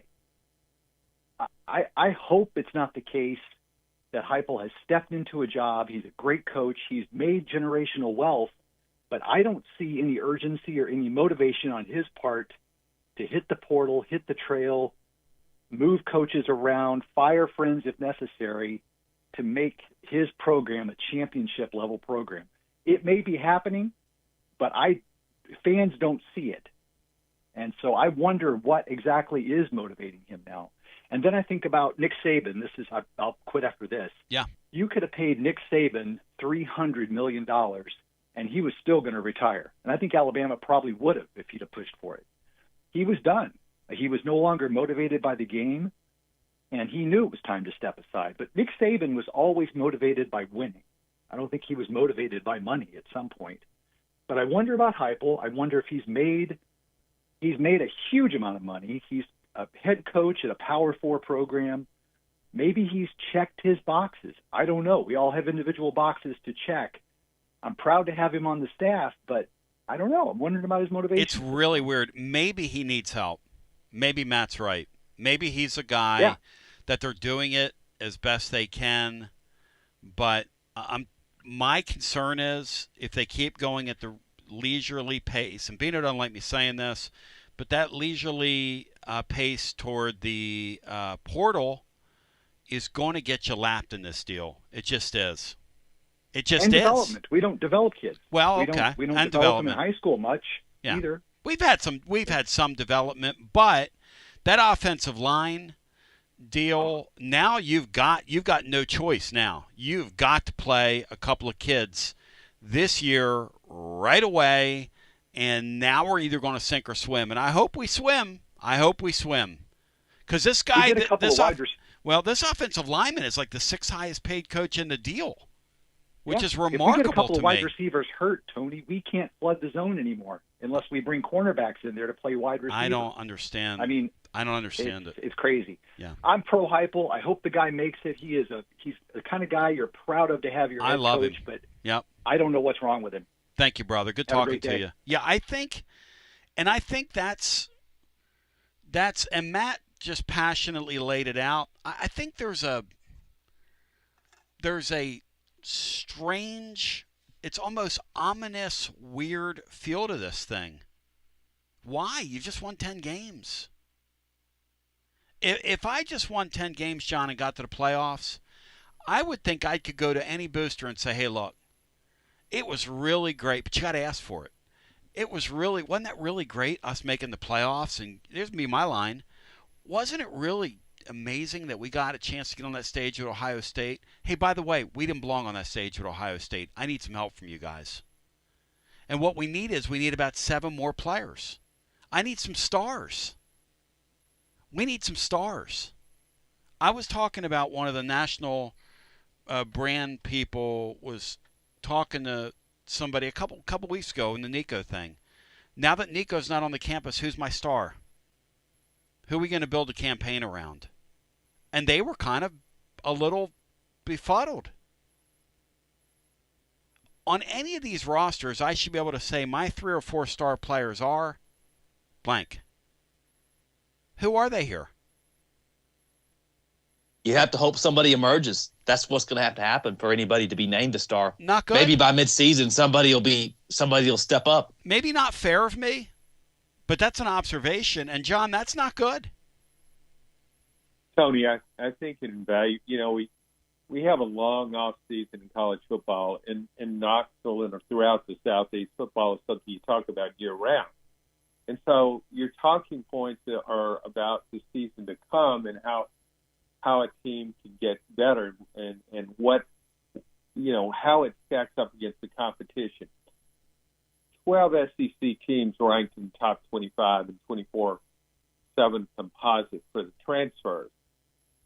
12 of the top 25 teams reported 24/7 in the transfer portal from the SEC.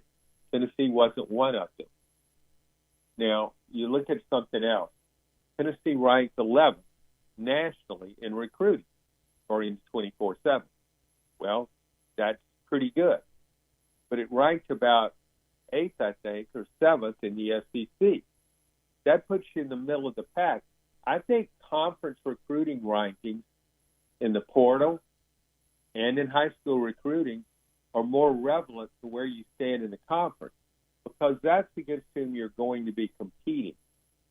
And I think a lot of teams in this league will be vastly improved. 2 come to mind, Oklahoma and Auburn, a third LSU. Those teams, to me, will be much improved next season. And I don't think Tennessee has improved enough. And you're right. When you talk about star power, one way of evaluating a team in the offseason is to say, okay, pick an all-SEC team. Pick look at the depth charts and come up with your top 2 all-SEC teams. How many players does your team have on? It doesn't have many. Chances are it's not a title contender. We talk about starters returning, but I think all SEC candidates are a big factor because it tells you, do you have some players, 1, 2, 3 players who could make a difference in a close game when everything's on the line? That's where the playmakers come in. That's exactly right. Because you have, on either side of the line of scrimmage in these deals, you've got 4 or 5 plays that decide these games. We've seen it down through time. And if you have the playmakers, you're going to make the plays. And if you don't, you're going to go home with a case of rice-a-roni, and we're going to be on Garza Law, fifth quarter fan reaction, talking about how just amazing and great of an effort we had. And that's, and there's a place for that. Look, like that previous caller said, this guy gets the most out of what he has. He does. This guy's won 10 games twice, sort of out of nowhere.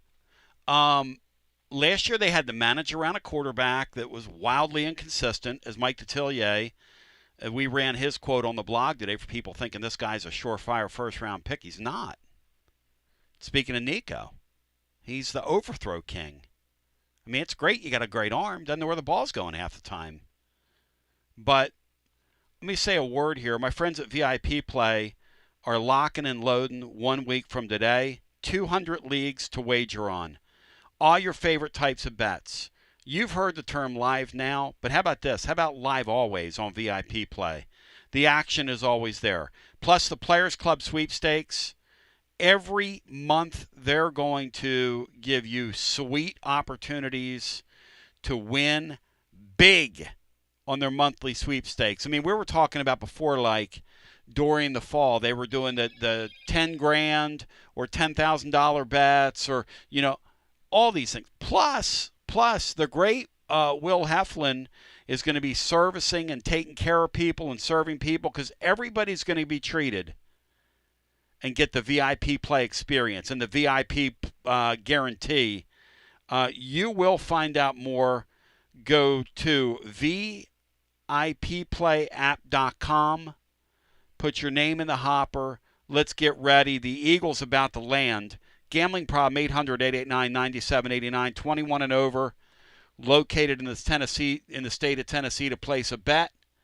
And let's go back to the phones. And we'll do that on the other side after this. Guests appear on the TLD Logistics Hotline. Online at tldlogistics.com. Hi, I'm Jim Simpson, owner of Simpson Meats. When's the last time you grilled a really good burger or steak? One your friends still talk about. Our goal at Simpson Meats is to make that happen every time you have a cookout. All of our cuts of meats, steaks, burgers, briskets, and pork are always fresh, flavorful, and sustainably sourced. We are family owned, so we know the importance of knowing how and where your food is raised. We have been putting quality first since 1888. Visit our butcher shop off Lovell Road or online at simpsonmeats.com.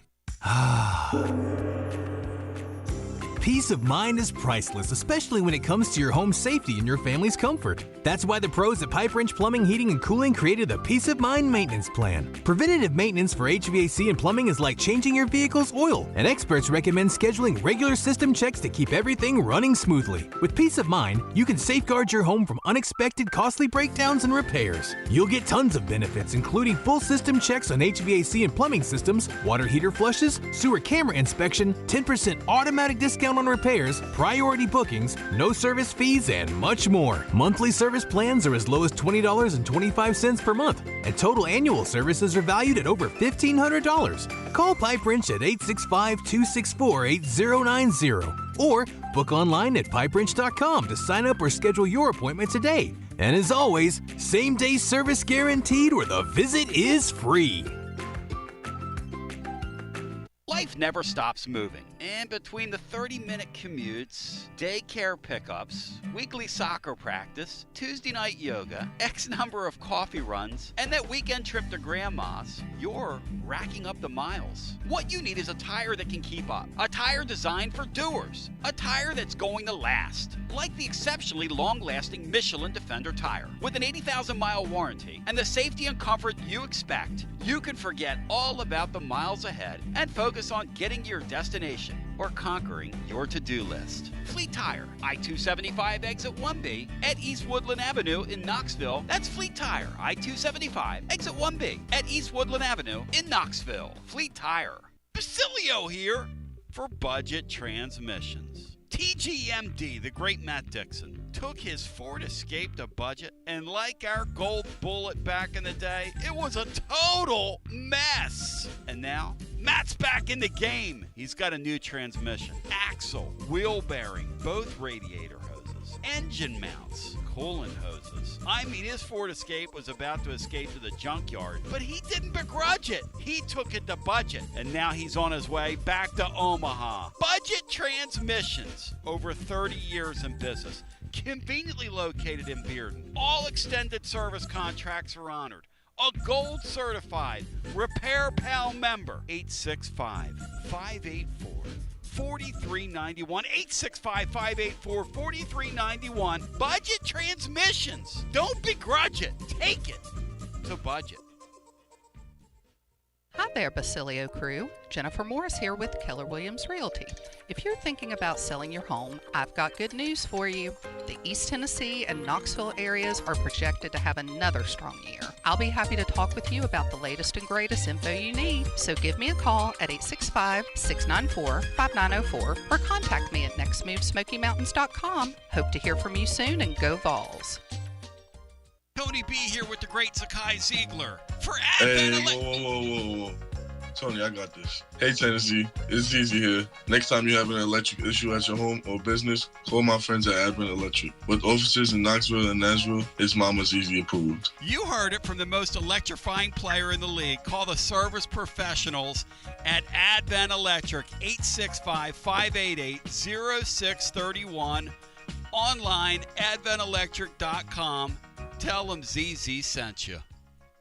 Hey, it's Grant Kipp, starting pitcher with your Knoxville Smokies. And, you know, it's Thirsty Thursday. Half off draft beers. Probably should come by. Hope to see you tonight at the ballpark.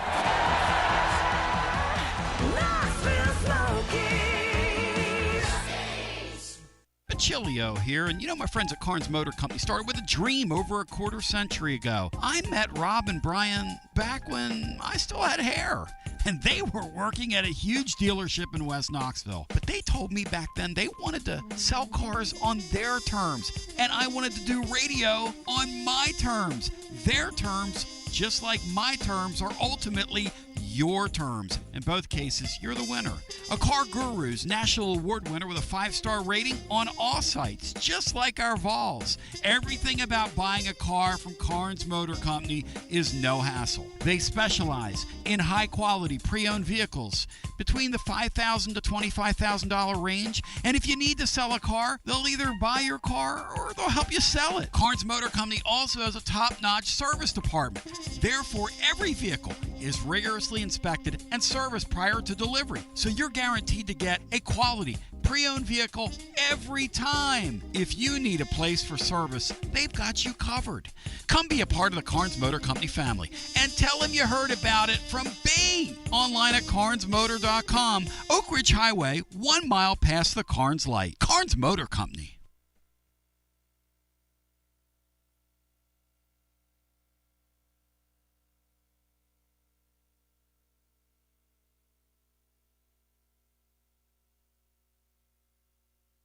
Tony B back with you, 865-200-5402. Fired up folks and prepared. We're heading for a TLD Logistics Overdrive Overtime. That's going to absolutely happen. I want to remind you, tomorrow's a busy day. Calhoun's on the river is where we'll be, holding it down. Tomorrow on the program, the great Chris Woodruff's going to join. Where is Woody, Bry? They're hosting on campus this weekend? They're the 14 overall seed. They're hosting. They'll play Saturday and Sunday if they win Saturday. I love him. Rice fans. And the way he told that Kirby Smart story on here a couple years ago, but he's a sportsman. Woody loves all sports, and I want to talk to Woody.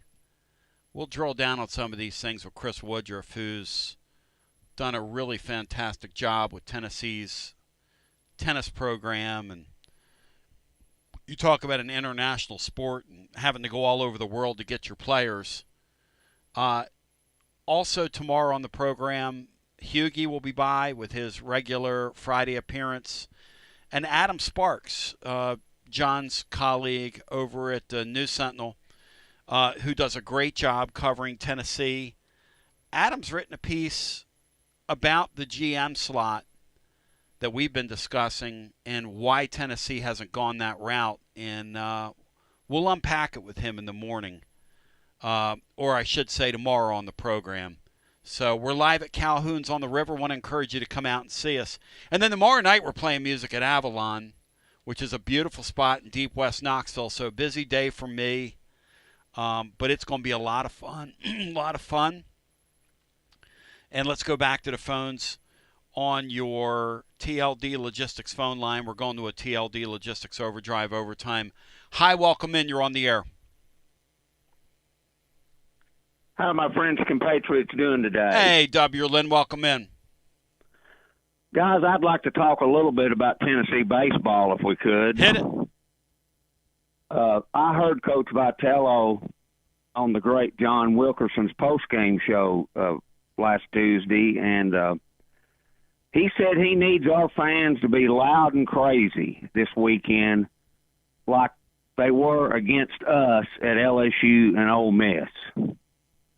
So I hate to use the word no women and children allowed, but anybody that's going to the game needs to be raising Cain. And I know there's plenty of women and children that do that, but please don't carry a bunch of babies in there and take up a ticket and stuff like that.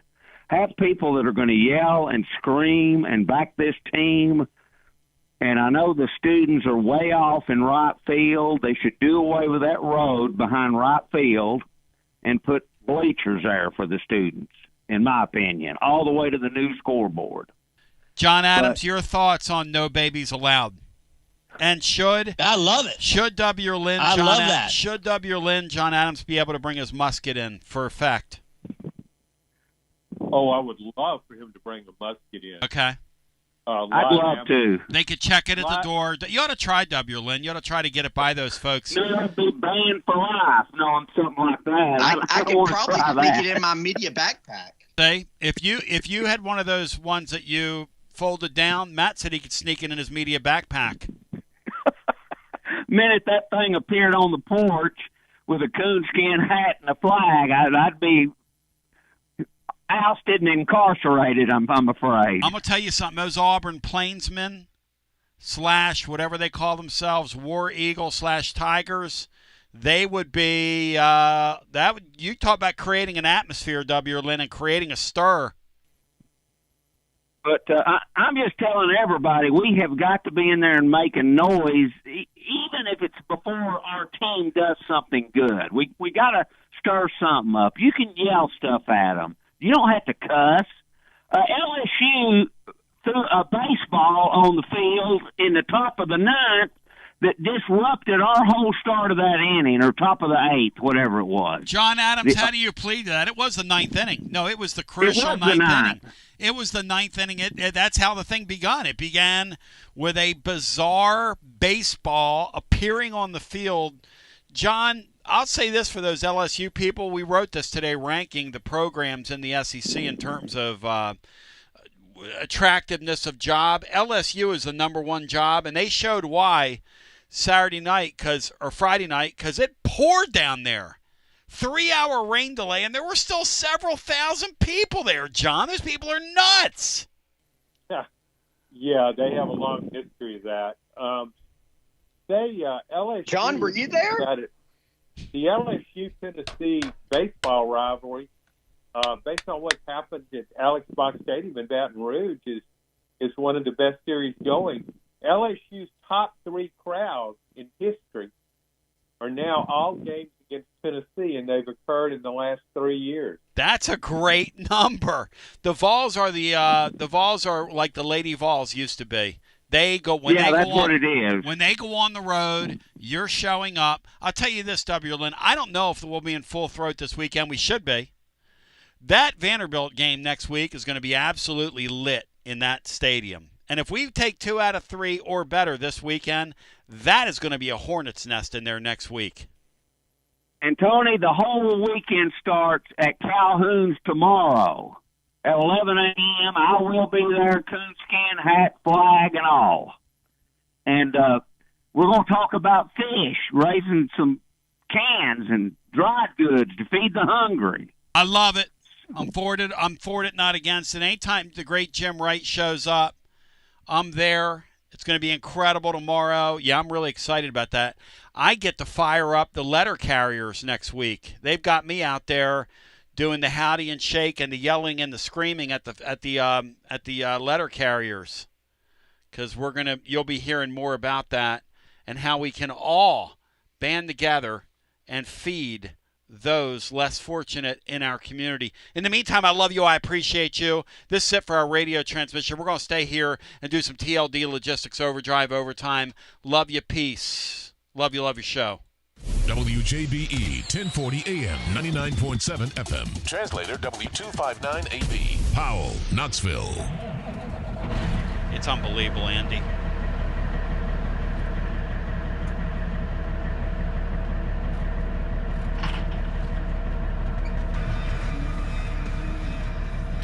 It's TLD Logistics Overdrive Overtime, presented by TLD Logistics. Online at tldlogistics.com.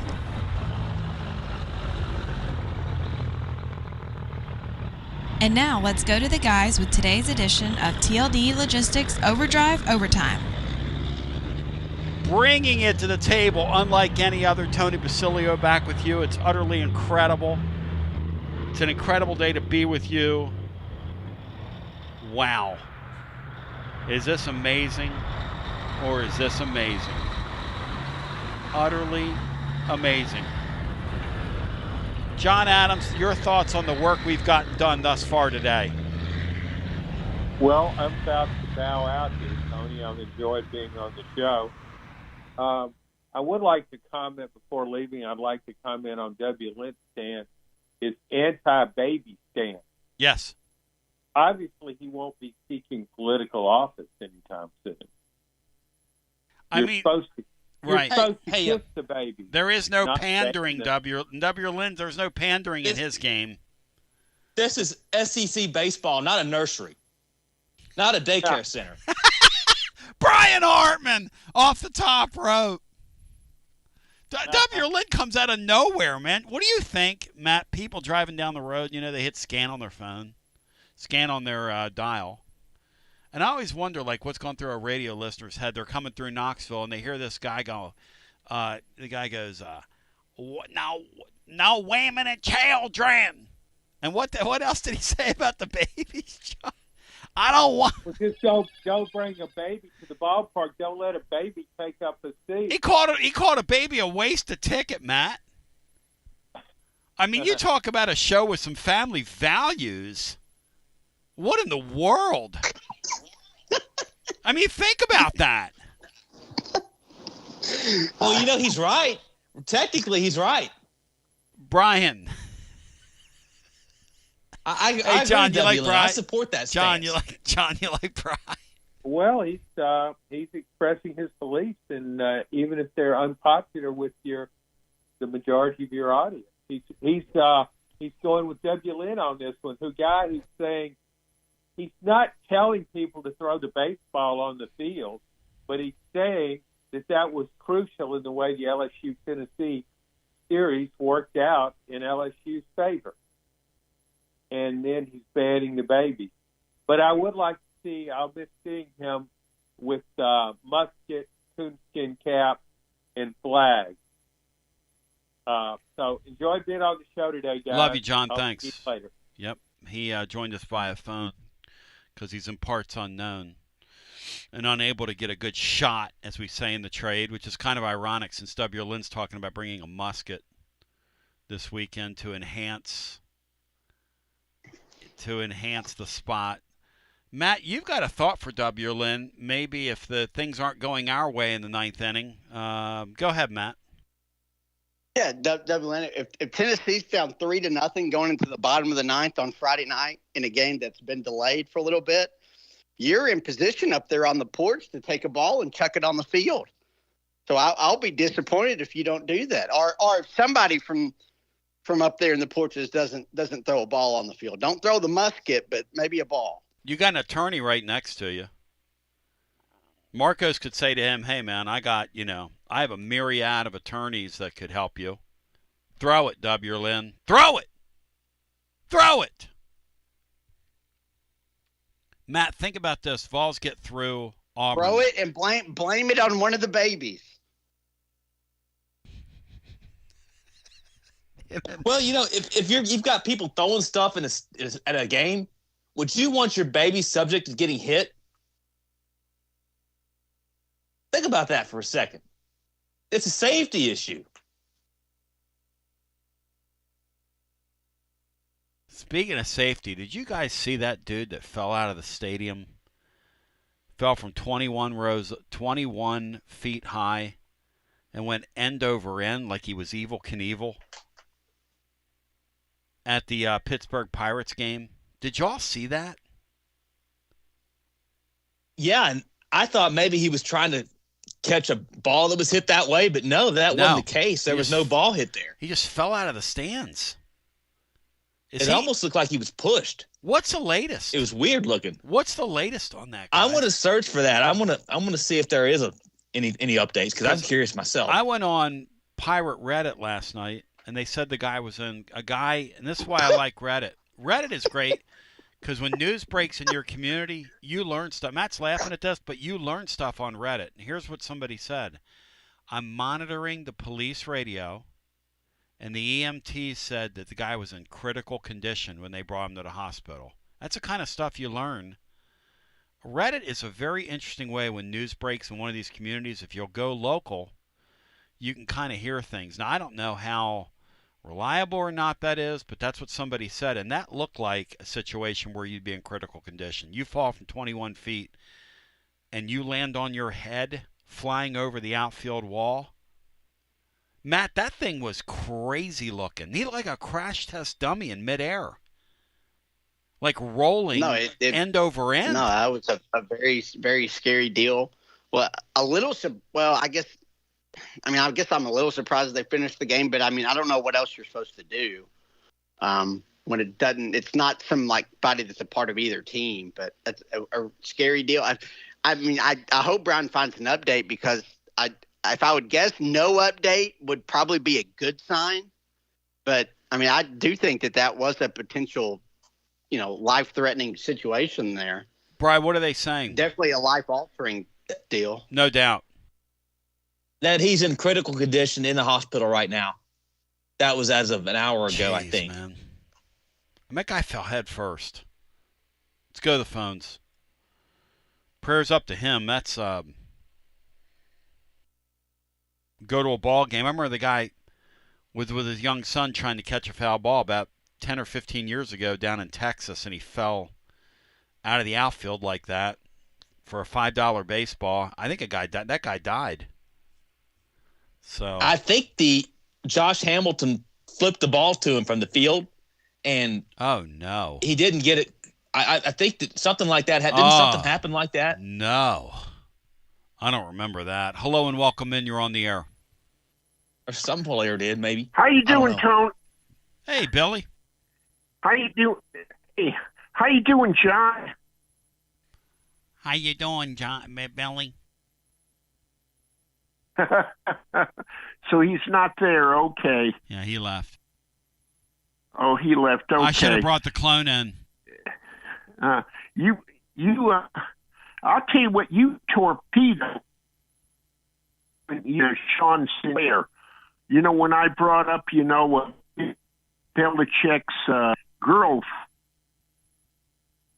Bill, we didn't torpedo you. We heard like every third word.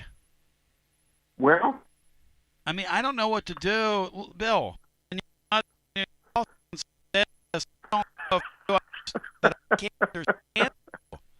I can't understand you, man. So let's get into Belichick's girlfriend a little bit. Okay, first of all, that girlfriend he has happens to be the same age as my nephew Jesse. Yes.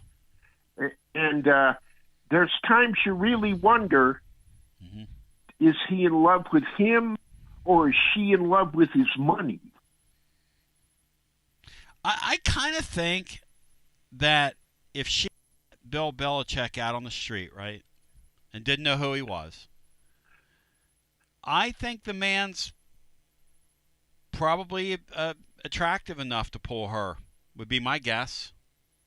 Yeah, right. I think she's more interested in his money and not him. That's how I look at it. I'll tell you one thing. She is... Brian, isn't it weird to see Bill Belichick being oddly controlled by somebody? It's weird to see him. It'll be weird to see him on a college sideline. Yep. Matt, what's your... Hey, Matt, what's your... Yeah. I think there's there's like a 0% chance that he doesn't actually coach a game this year. I think this whole thing is a huge circus and distraction. I don't know. I think you're right, Matt. There's the weird backstory about how they met and how that may or may not be true. There's going to be something comes out at some point regarding her that I don't think is good. I don't know if it's enough to get him from coaching or if he breaks it off before then, but something about this whole deal is very, very odd to me. He's going to be living, before it's over, in Brian Wilson's bedroom and not allowed to see anybody from his family. That's what this thing feels like. She's got her claws in him. Big time.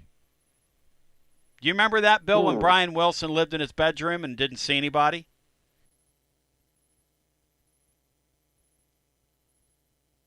Bill, do you know what I'm talking about? Is that the Beach Boy? Oh, yeah. Yeah. Genius.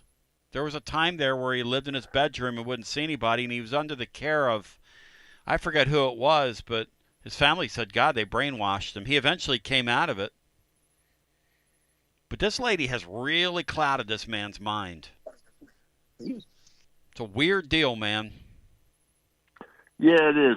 Okay, on another note, Tony, I'm going to say before the season starts that Titans will cut Treylon Burks. And it would not be, and I'm always hearing rumors that there could be, they could be working out a trading Will Levis, but according to what the Italian Borgonzi, it's not going to happen. It's going to be, they're going to be competing, and it would not surprise me when the 2025 season starts, Cam Ward will be the starting quarterback. Because, look, right now, when it was time for them to draft, they were sort of playing the roulette wheel. It's like they're putting all their chips on 24 red. And the one thing, when you put all your chips there, you better hope when that roulette wheel starts spinning, it'll land on 24 red.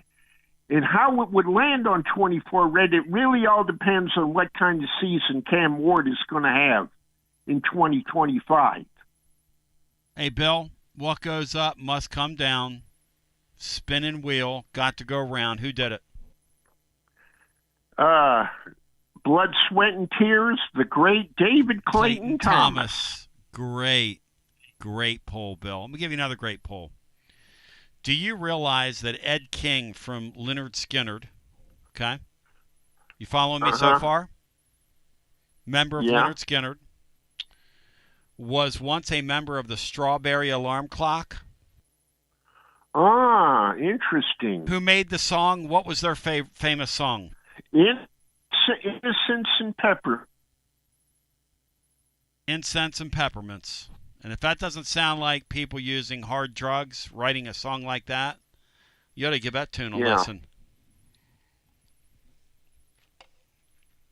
Incredible phone call from you, Bill, by which all others will be joined.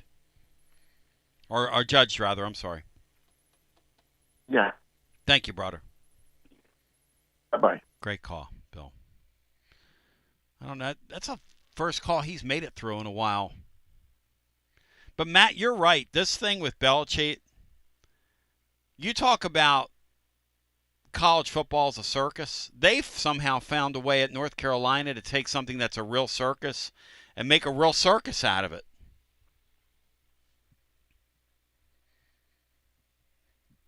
Wouldn't you love to be their SID? They got no pull. Football. Brian, they were going to do the Hard Knocks thing, and she ixnayed it. Not the school. She ixnayed it. 25 years old. I mean, you hadn't even lived. Huh? Yeah, she ixnayed it. Let's go back to the phones. Hello and welcome in. TLD Logistics Overdrive. Overtime. You're on the air. Welcome in.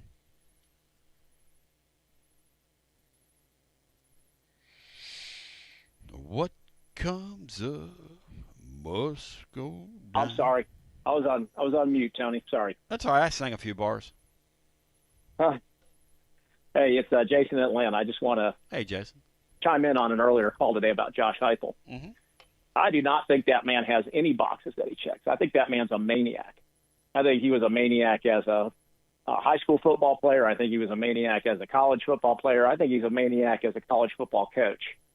I do think it's weird, our approach to the portal, but the way I'm looking at it is you just lost the quarterback that for 2 years you thought was going to start for you in 2025. Is now the time to go bankroll a roster, or are they saving their ammo for the winter portal when they know they're going to have at least 2 5-star-ish caliber, 1 redshirt, 1 true freshman gunning it out for the offense next year, see what they have, and go through the summer, figure out who those emerging stars are, because I think you're going to have some on the defensive side of the ball emerge. I don't think our defense will completely disappear because we've got some young guys on defense that I think will take that next step that we all wanted to see on the offense with Nico. But I do think our defense will still be a stout defense, and I think Josh is playing keep away in 2025 just to get through the season with what he's got, figure out what the long-term roster is, give everybody a chance to put a valuation on them. And then I think you'll see a much more aggressive close to the recruiting class and a much more aggressive winter portal expenditure than you saw out of the sabotage spring portal, because we got sabotaged. Maybe we had a foreshadowing it was coming, but we definitely got blindsided right before the spring game. I hear the Faison guys looking around. I don't know. I don't follow that stuff day in and day out, the high school recruiting. It's too exhausting for me. And I'm glad there are people that do it. But if that guy officially opens up his commitment, is that a red flag to you? I think it is, especially if we have spent all of our bullets trying to grab kids out of the spring portal that may or may not be around when we are going to be competitive again. I think you definitely prioritize keeping that guy. And if he wants $4 million, I can see them giving him that $4 million just because of the barrel that they have, that kid has us over. What do you do if you lose 2 5-star quarterbacks back to back within a calendar year? That's an extremely bad look. It's really strange because people I talk to that, really follow this stuff think it's a coin flip as to whether or not he gets here inevitably or eventually, because he's got a lot of people. He's got a lot of people, trying to court him and get him in the boat in what appears to be more attractive situations, as we can imagine. That's how the sport is. In basketball, it used to be that once you committed, they left you alone. That's not even the case anymore. But in football, man, they're going to go after this kid, like hell hath no fury between now and then, trying to shake him loose. So we have 2 historical markers that we can look back on what probably Josh Heupel's doing. A couple years ago when he had Mission Impossible and he was trying to bring recruits in, and he knew he didn't have a roster. I mean, this was back when, literally it was smoke and mirrors. What did he tell all those recruits? And he had a pretty strong recruiting class a couple years ago when he said, watch what we do on the field, right? Don't judge me with the chaos and what all the other coaches are saying about us, but just judge me on the field.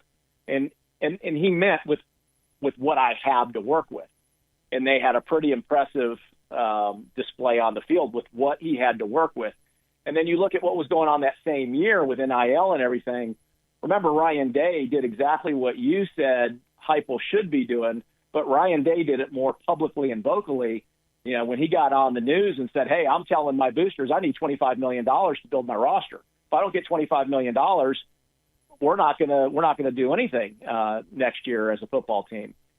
I don't think Heupel is that kind of a publicly vocal guy, but I also don't think he's stupid and he doesn't want to win. I think he is doing that behind the scenes, but I don't think he thinks 25 is going to be a good demonstration of spending that money. I think he's saving it to make a big splash in the winter portal and to make sure he closes this fall recruiting class, early recruiting class in strength. And that's just my take. That's the kind of guy I see Heupel is. I don't see a lackadaisical guy. I don't see a guy that is good because I made the college football playoff. I think he's a strategic thinker, and when is the best time to spend this money? Going into a season where I don't know who's going to be my quarterback between Joey Football and Jake Merklinger, or closing out a very strong class this winter and grabbing what I can in that winter portal when I can deploy those guys early next spring and really roll out a good team. So anyway, that's perspective I want to share with everybody. That's what I think's going on. Hang on, I want to share something with you because I have a thought for you. So you're missing a key component to this, which I can't wrap my brain around. Maybe you can help me understand this. When they had Nico in the winter and they had him in the boat, and he's our quarterback, why didn't they go get some wide receivers? I get what you're saying right now. Nico's gone. See, that's the thing I can't get over. That's the lack of urgency that I'm talking about. If he's who you're describing him to be, they would not have sat there and come into the season with the receiving core they have. Yes or no? Why didn't they go get Mike Williams when Mike Williams went into the portal? Somebody. That's a great question. Why didn't they go get somebody? Right. Anybody. But that's the kind of caliber guy, right? If you're going to spend the go money, out a that's player. the kind of guy you're going to spend the money on. Yeah, go out a player. Because there's no question Mike Williams is going to step out on the field and start for you in the fall, and he did toy with the portal. So, yeah, I'm for you. That tells me something that I told you maybe a few weeks ago when this first Nico Gate thing exploded, is I think they knew as far back as the winter. I do. I believe that dad tried to pull rank and did something, and that this didn't just happen right before spring training with Oregon. I think that camp tried to pull something before the bowl game, and I know that your indictment on Heupel is, well, he doesn't deserve to coach this football team if he still rolled in the spring with that guy. That may have been a major mistake, but I do think that happened. I think it goes back to December. Well, I appreciate the call. Thank you. Look, we all make mistakes, and it's a great call by you, and it's certainly food for thought. Look, I'm not campaigning against Heupel. I'm just mystified by it. The conclusion I've come to is that the next time a quarterback walks into your office and says, I'm flirting around, if he comes to you and says, hey, I want more money, fine. We can talk about that. If he comes to you and says, hey, I want more money because Miami's offering me this, I'm telling you right now, to that family in particular, I'd look at the high chief and say, get your size 75 britches and get your ass out of my office. Period. End of sentence. See ya. Wouldn't want to be ya. And then I'd go out and get me a quarterback. And I hope that's a lesson that we've learned here. Whether it's Josh Heupel or a future coach, the rule should be, as long as there's no guardrails on this, quarterbacks cannot be negotiating with other schools. Because once you do that, you are not a serious person. And by the way, since you're not a serious person, we don't want you playing quarterback for us. People say, well, it wasn't Nico, it was his family. Okay, we don't want you playing quarterback for us. I don't need that in my program. My line down through the years has always been the University of Tennessee was here before you, and that includes me and all of us, and it'll be here after us. But you have to be a caretaker of it. You have to be a caretaker of it. And if that gentleman who just called in to defend Heupel's right, and that's what led them to cold feet, then shame on them, would be how I'd answer that.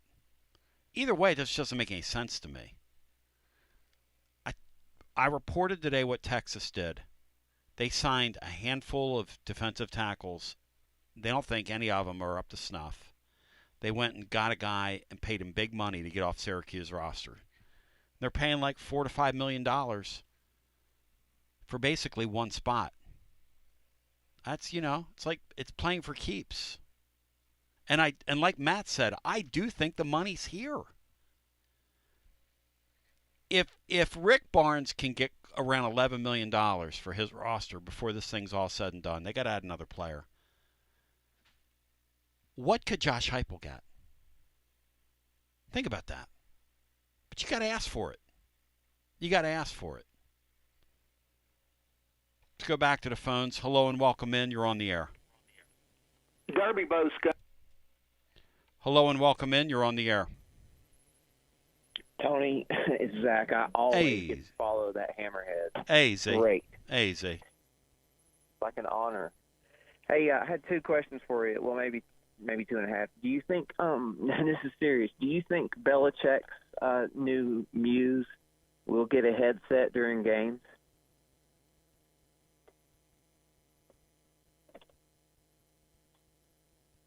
Say that again.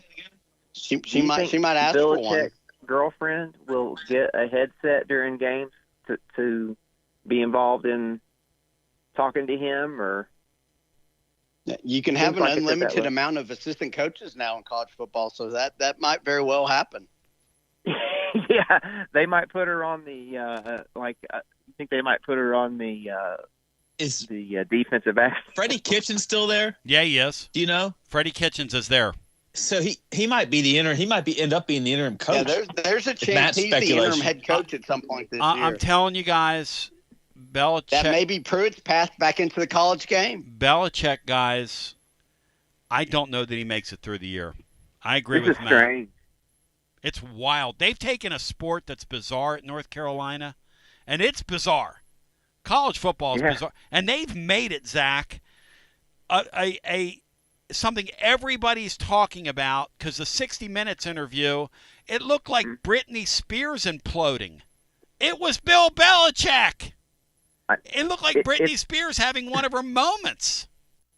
Or it reminds me of I don't know if you said this, but it's like when Brian Wilson was under the care of Dr. Landy. And I forgot Dr. Landy, but Dr. Landy locked Brian Wilson in his house and brainwashed him and wouldn't let his family members near him, wouldn't let anybody around him. How long was he there? Because they showed a couple of videos from that time, and he had the real long fingernails. He looked like Howard Hughes, and the real unkempt beard. He looked like Bino, and all the rumpled up clothes looked like me, and he was just like laying on his bed. Yeah, he was there for about 8 or 9 years, and they had to pry him out. But I'm being facetious. It's a truth. Bit, no, it's weird, man. Like she's got some kind of hold over this guy. Yeah, it's strange, and that leads me to my second question about having power. Behold. With Coach Barnes and his activity, you said he spent around $11 million so far? No, he tried to. I don't know what their final figure is going to be, but it depends on what happens. If one of these guys bounce back to him, one of these fifth-year guys, that's probably what they're going to spend around, yeah. Well, so do you think do you think anybody's had him set with Heupel, or do you think that he's given any advice, or you think maybe boosters are more willing to give because basketball is a smaller construct? I mean, I'm trying to figure it out too, because I think that Rick Barnes is a master at any of these stops at saying, okay, who are the richest dudes around this thing, and I will get to know them. And you know what that is? The last time I checked, I call that smart. I call that smart. He did it at Texas. He's done it here. I'm sure he's done it as other stops. Because if you're going to exist in basketball on these football campuses, you get to know the richest people, and you get them on your side. It's called smart. I see him chilling with Haslam up there at the baseball games. But, That's right. But I mean, I'm just curious if he has more buy-in from these folks than Heupel does, just because of his personality, or maybe if it's just the sport, if the hunger for basketball. Why? It's a football. It's a football school. There's no way there's more hunger for basketball than football here. No way. Well, a basketball championship. It does need to be said that it's a whole lot easier to manage a 10 to 15 player basketball roster than it is this 85 football. I mean, it is a much easier, and it's easier to attack the portal in basketball because you're only identifying, 2 to 3, 4 guys, whereas in football you're identifying guys at 4 or 5 positions. I do think that's exactly what I'm saying. We do need to clarify. It's harder on Heupel to attack all that, but the points are still valid. That it's a million times harder. Barnes has a great. He's evolved into a really good portal guy in an era that really doesn't fit him. It's a million times harder, Matt. To your point, you're exactly right.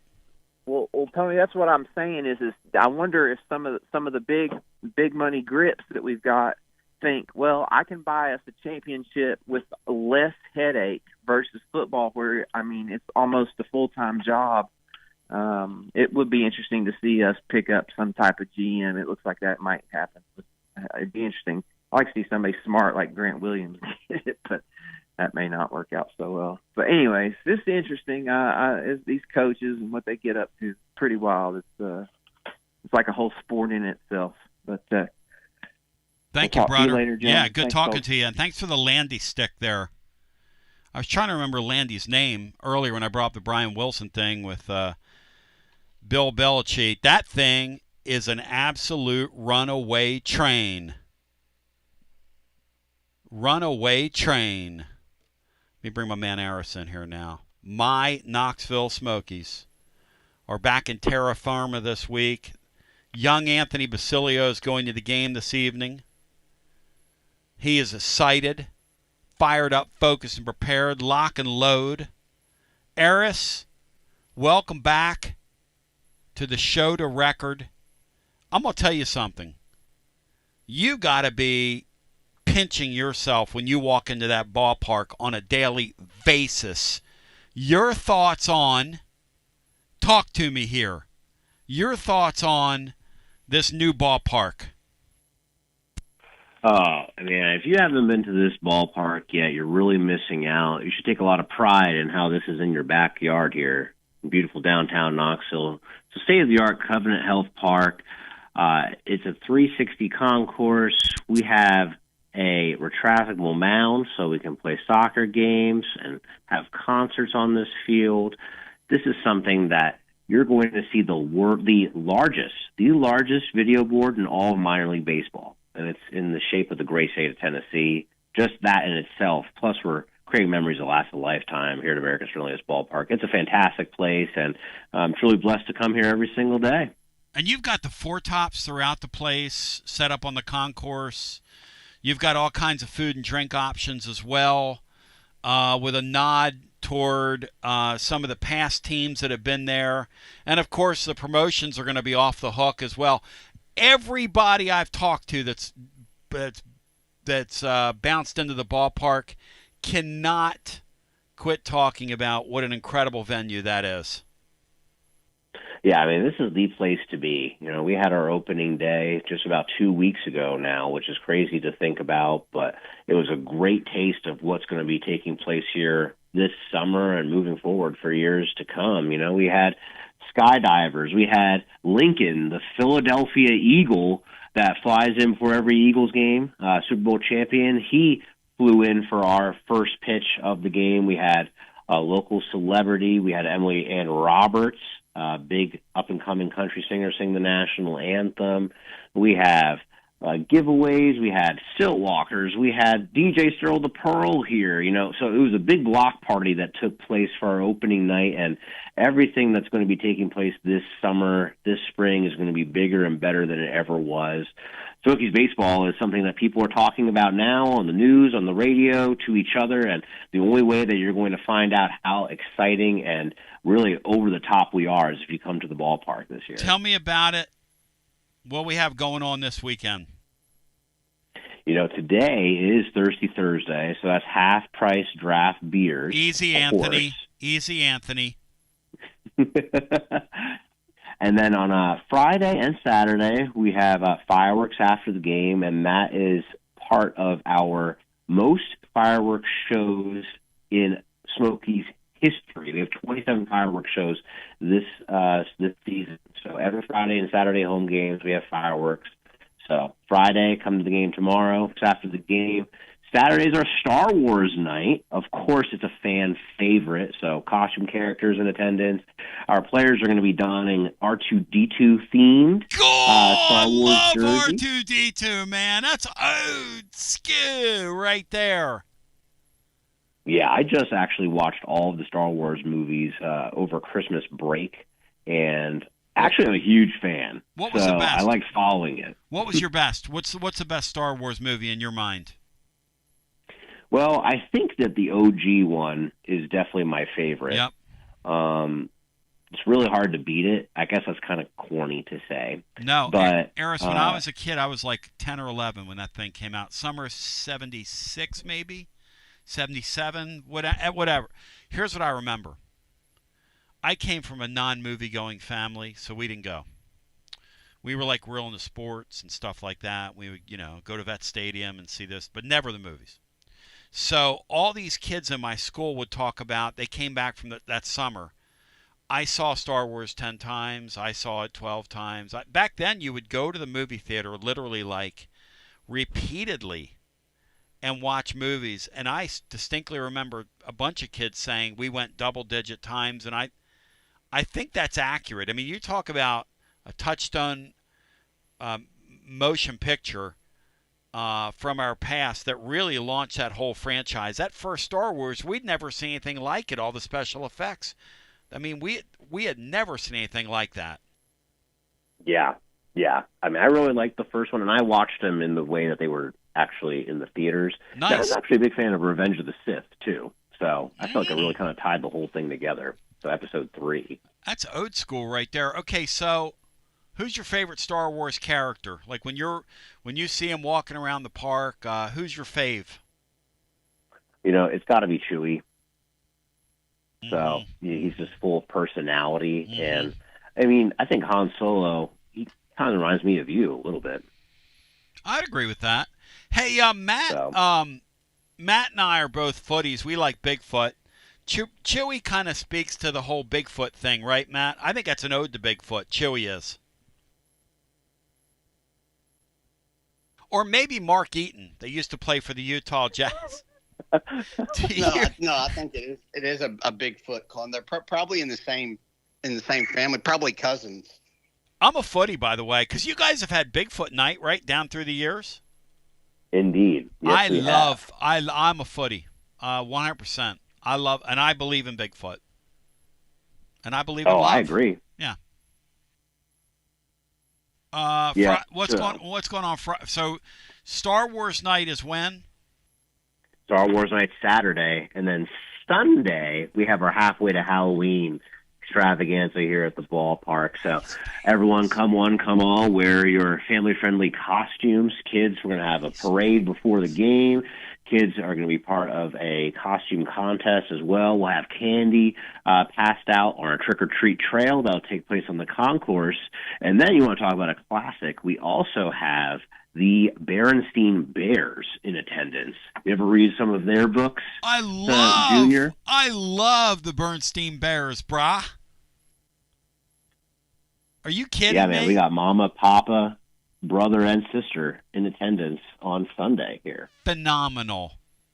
Eris, how can folks get more information and appearances you make that are like these? Do any of them go off the rails and devolve like they do when you're on here, or do we are we pretty much the only ones that can't behave? Oh, things get a little wild here and there, you know. But I like our zaniness, the back and forth between you and I. So anybody that wants to know information about Smokies Baseball, visit us online at smokiesbaseball.com or on Facebook, Twitter, Instagram at Smokies Baseball. And you can just see all of the smorgasbord that we have lined up this year. So we're all about creating memories that last a lifetime. We have great theme nights, giveaways for the baseball fans, and people that just want to come out and blow off some steam and enjoy the beautiful weather in East Tennessee. TGMD will be in attendance tonight, as will my brood. Hey, Eris, on the way out, the NBA playoffs, my man, what did you think of the other night when Halliburton's father got in the face of Giannis on the floor? It might have been one of the greatest things I've ever seen. Yeah, what did he say? He's like, don't disrespect me, you know, and I wasn't trying to disrespect you. Don't disrespect me. Don't. The guy's like my age, taking on a dude that's like a total unit who was basically laughing at him. And by the way, the playoffs, Brian, the first round of the playoffs have been pretty what? Pretty mid, Bri? The Knicks-Pistons series has been good. Do we have too many but teams? Other than that, do we need? Yeah, Minnesota Lakers was interesting, but it was 5 games. There's been a lot of blowouts. Interesting fights and blowups, skirmishes, fights, blowouts. Eris, does it break your heart, Eris, to see the Lakers go home in 5? Oh, I love it. I love it. Eris, if you could eliminate any team between now and the World Championship, who would it be? Who would you eliminate? Who would you vote off the island? Tell Brian. The Boston Celtics. Damn straight. Well, I'm ABB. Anybody but ABC. Anybody but Celtics. For me, definitely baby. The Celtics. For me, baby. Brian.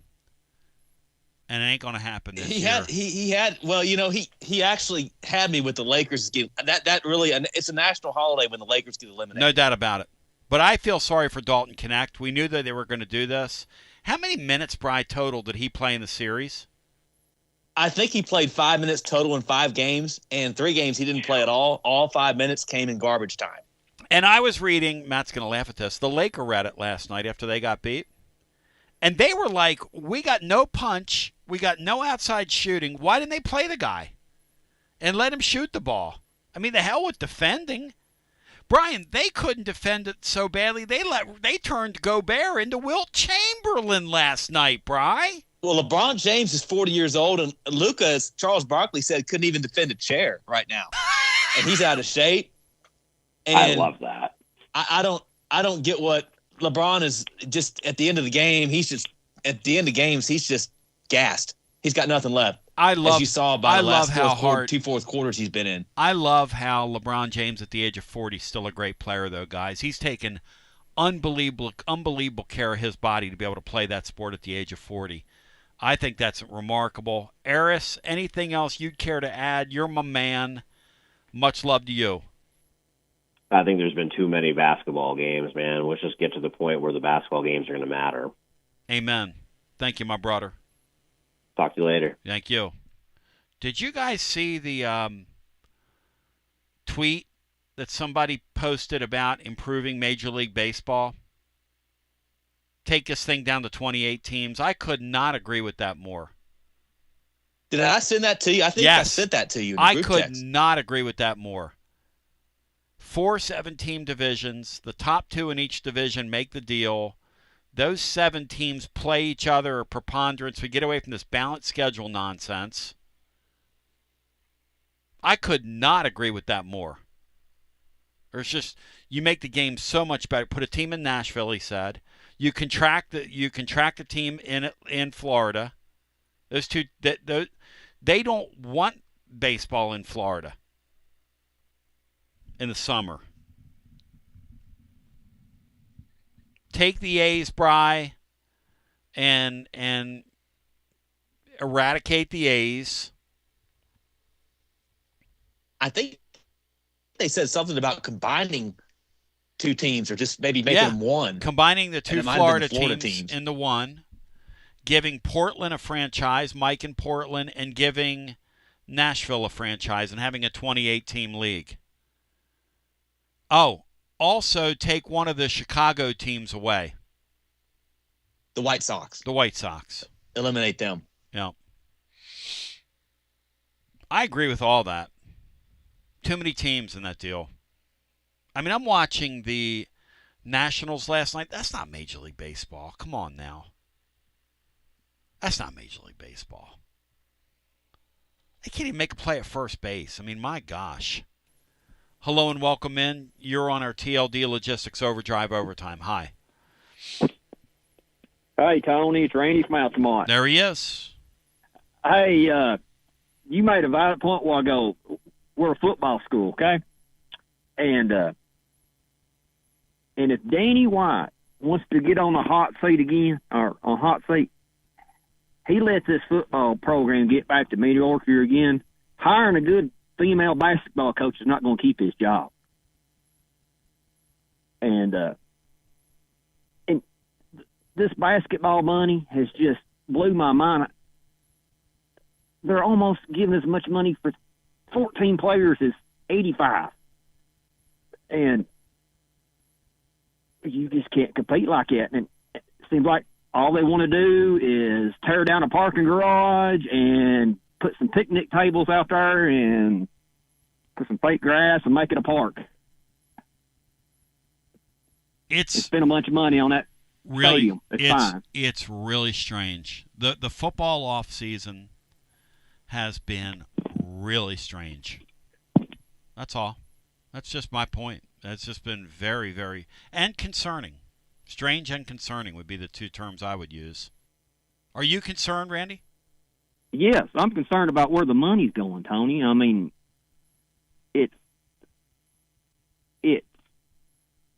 I'm a football man, number one, love football, okay? Basketball, it's okay. But Heupel's got to have some money. He's got, I mean, I just don't understand where the basketball money's coming from, too, Tony. And the football is just getting left behind. And it's going to take a lot more money for football for it. And football brings in the money. And they've got this backwards up there, it looks like it.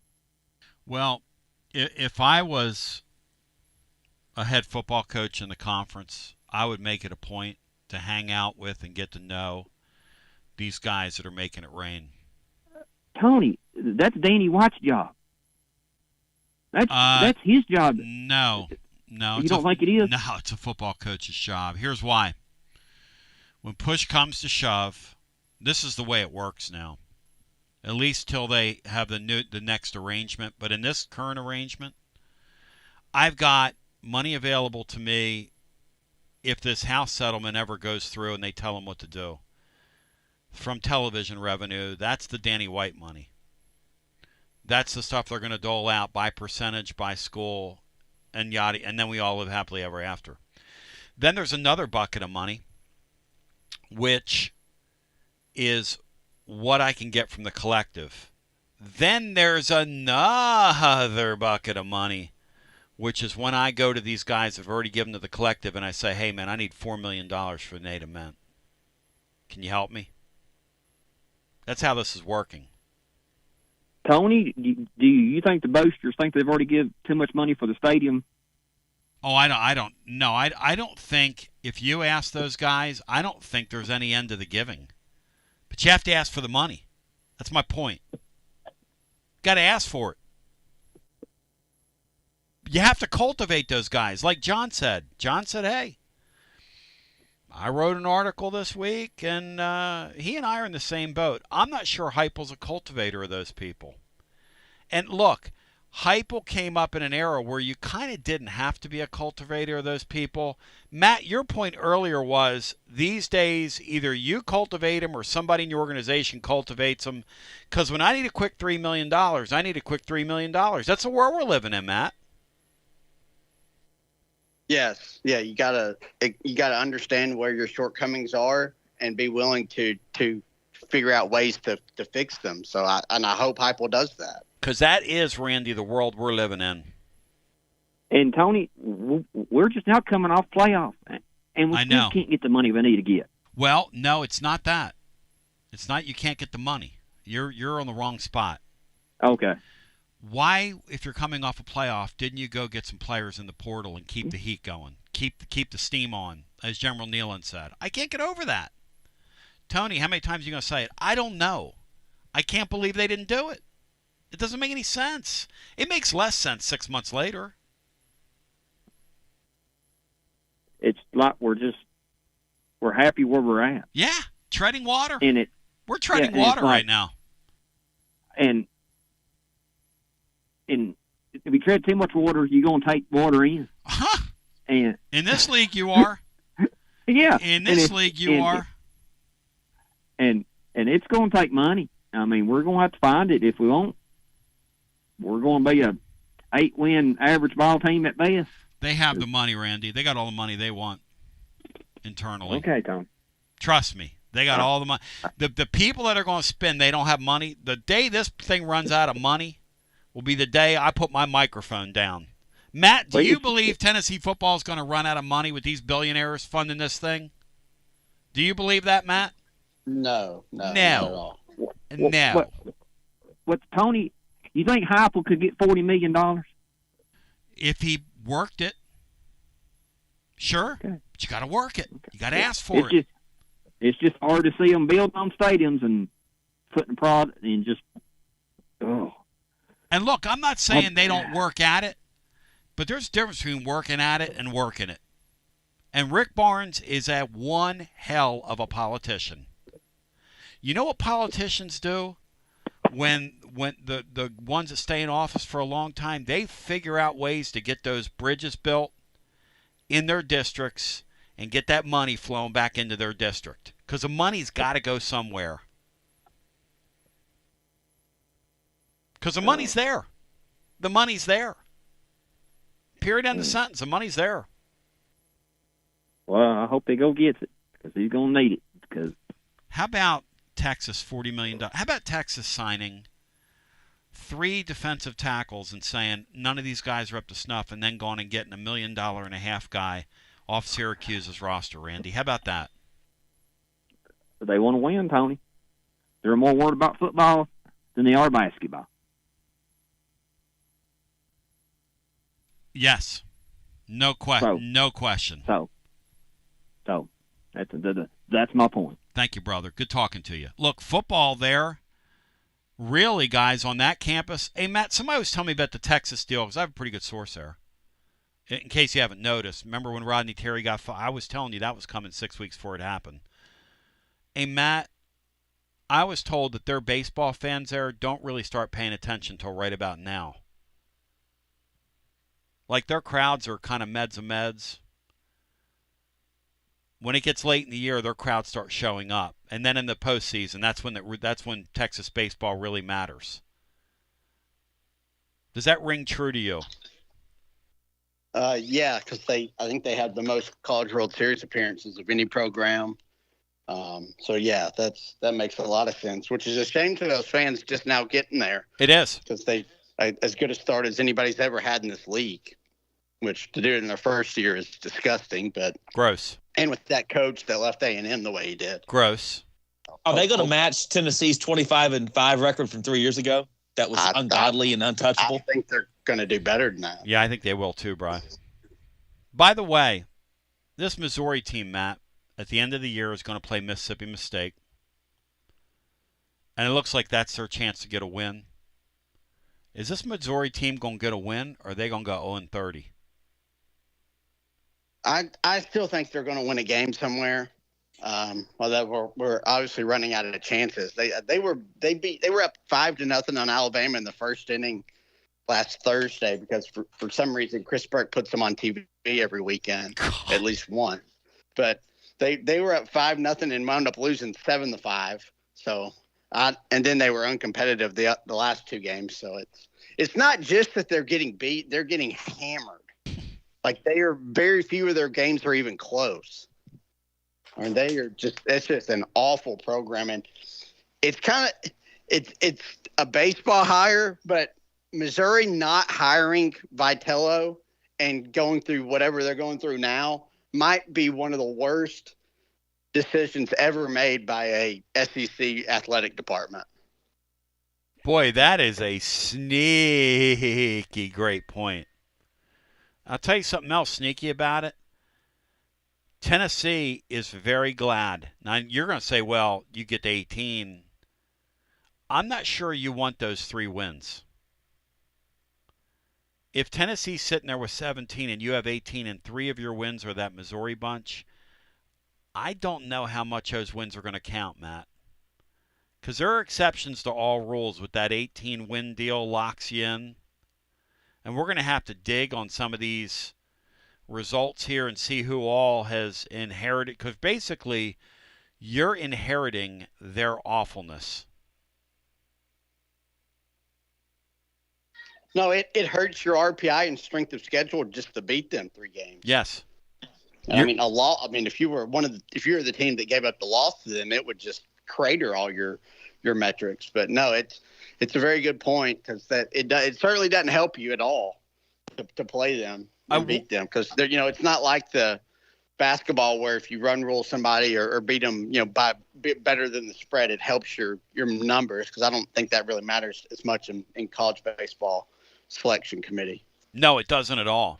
You can't game the numbers. So when I was talking to somebody that was pretty knowledgeable about this. When you play somebody in baseball and they really, really, really blow, you kind of inherit their deal. So in a lot of ways, it's kind of a gift for Tennessee that they've stayed away from them this year. Back to the phones. And then the other thing that I wonder about Missouri is, what in the hell are they doing in this league? Can we ask that? What are they doing? Why? Quoting the great Michael Scott. Why? Toby. They're not good at anything. Why, Toby? We need to give them a pet rock during the exit interview and get them out of there. TV ratings in St. Louis are great for the SEC network. I mean, Kansas City. Oh, I'm sure those people up there can't wait to tune it in and watch every sport they can't compete in, which is basically every sport. Why wasn't my boy down there, wood chipper, Matt? Why wasn't he in that photo we were talking about earlier in the show? Doesn't he play golf? Doesn't he play golf, Matt? I'm sure he probably attempts to in Crocs, but I don't think he's very likable. I don't think he has a lot of friends. Hey, Matt, the taking apart the photo, W. Lynn's phone call or Brian Hartman's backing up W. Lynn's point. What was on the way out, your cringiest moment of today's show? Oh man, that's in any regular day, all 3 of those would easily be the most cringy. But yes. I'm not going to say Brian's was cringy, because I loved that. That was great. That was probably the peak of the show. when Brian doubled down with W. Lynn on leaving the women and children at home this weekend. But I think that photo is absolutely incredible.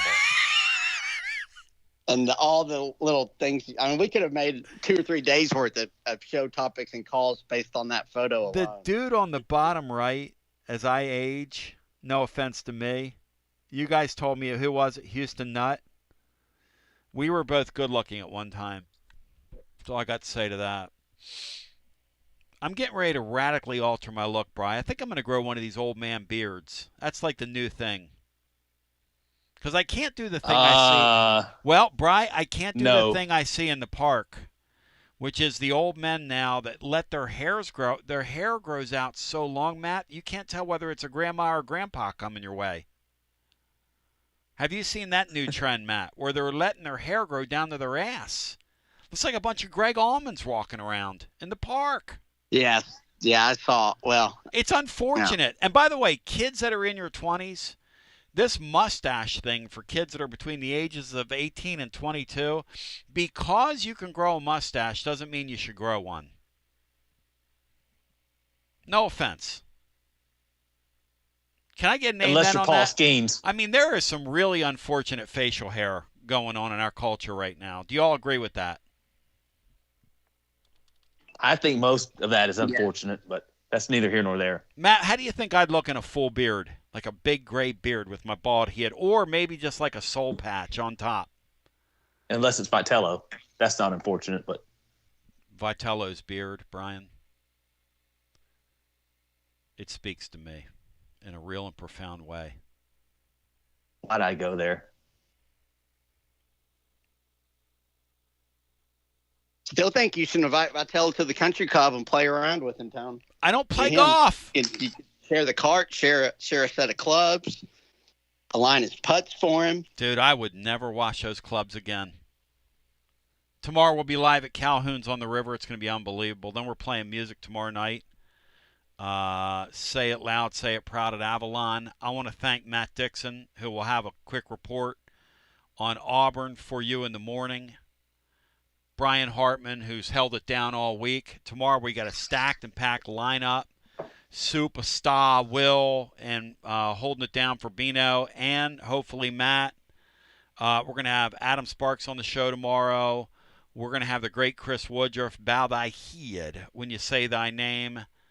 And also Adam Sparks talking some of these fun topics around the football deal.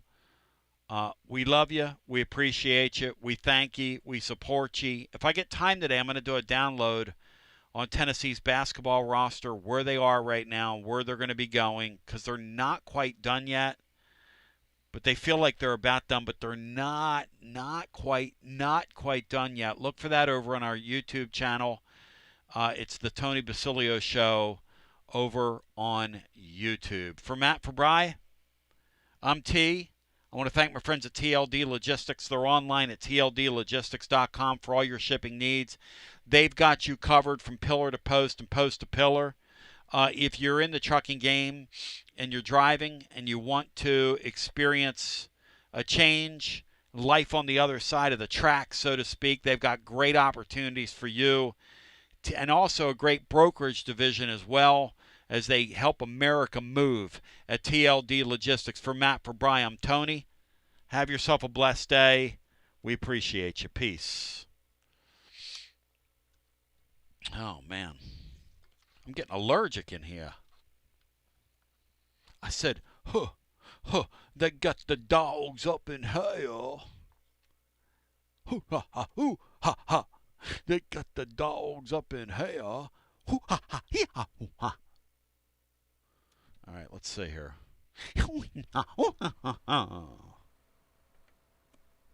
They got the dogs up in hell. 259 AB. Powell, Knoxville. T to the B. Welcome you to the Thursday edition. John Adams will be by here momentarily. Presented by Jennifer Morris. Next move, SmokyMountains.com. And Movement, sweeping the nation. Golden Nation. Brick Joe has retained her services, was bragging on her to me the other day. I'm pretty fired up, focused, and prepared. We're a day away from being at Calhoun, from being on the river for what promises to be a really interesting this thing might skip around a little bit. I'm downloading and converting audio. I know here, you've been digging into them. Apologize for this that. Auburn bunch, they're a completely different team on the road than they are at home. Tennessee's got to take advantage of that.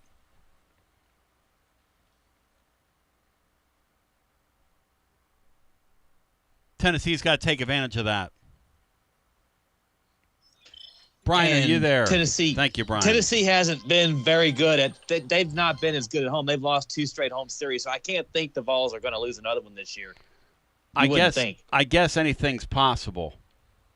I guess at some point, anything is possible. Matt, what's different about that Auburn bunch? Road to home. What's been the rub? I know we had a gentleman on a couple days ago.